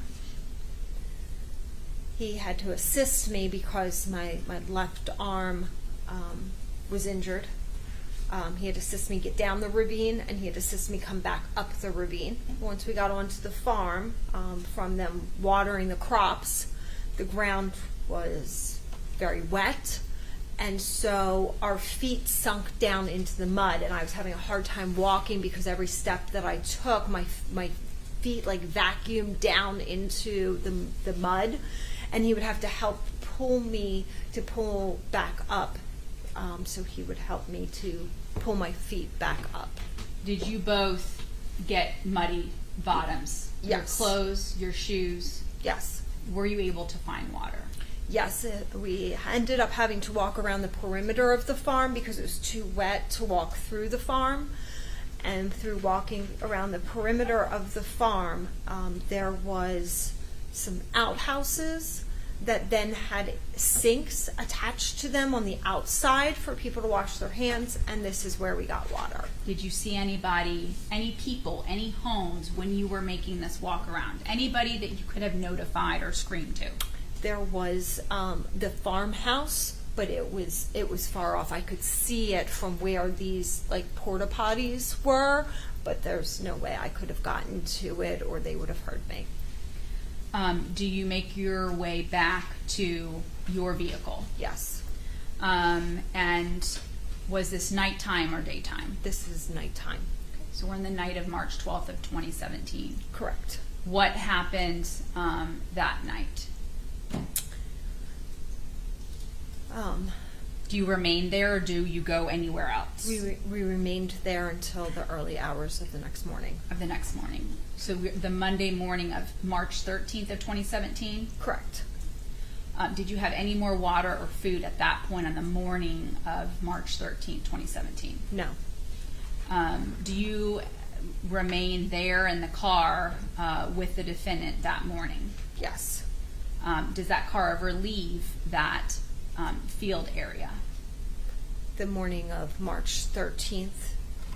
On March 12th, did you ever see law enforcement drive in the area that you were at? No.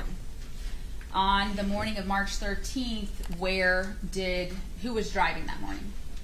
Trevor Summers. Did you ever drive between this time of March 11th to March 13th? Did you ever drive your vehicle? No. At any point during that time, did you ever give him permission to use your vehicle? No. Where is it that the defendant drove the morning of March 13, 2017? He listened to the radio, and once Did he tell you why he was listening to the radio? to see if there was any news of me being missing.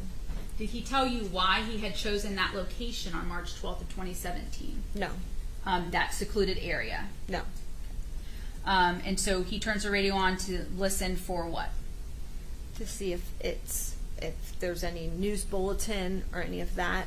And when he didn't hear anything News bulletin about what? about the situation that happened at Walgreens. Okay. If they were looking for you, if your vehicle was being reported on, anything like that? Correct. Did you hear anything on the radio? No. So what happens next? So he drove down through Lakewood Ranch area and came out, and there was a McDonald's, and he stopped before going through the McDonald's drive-through and told me if I alert anyone or do anything that he will slit my throat. When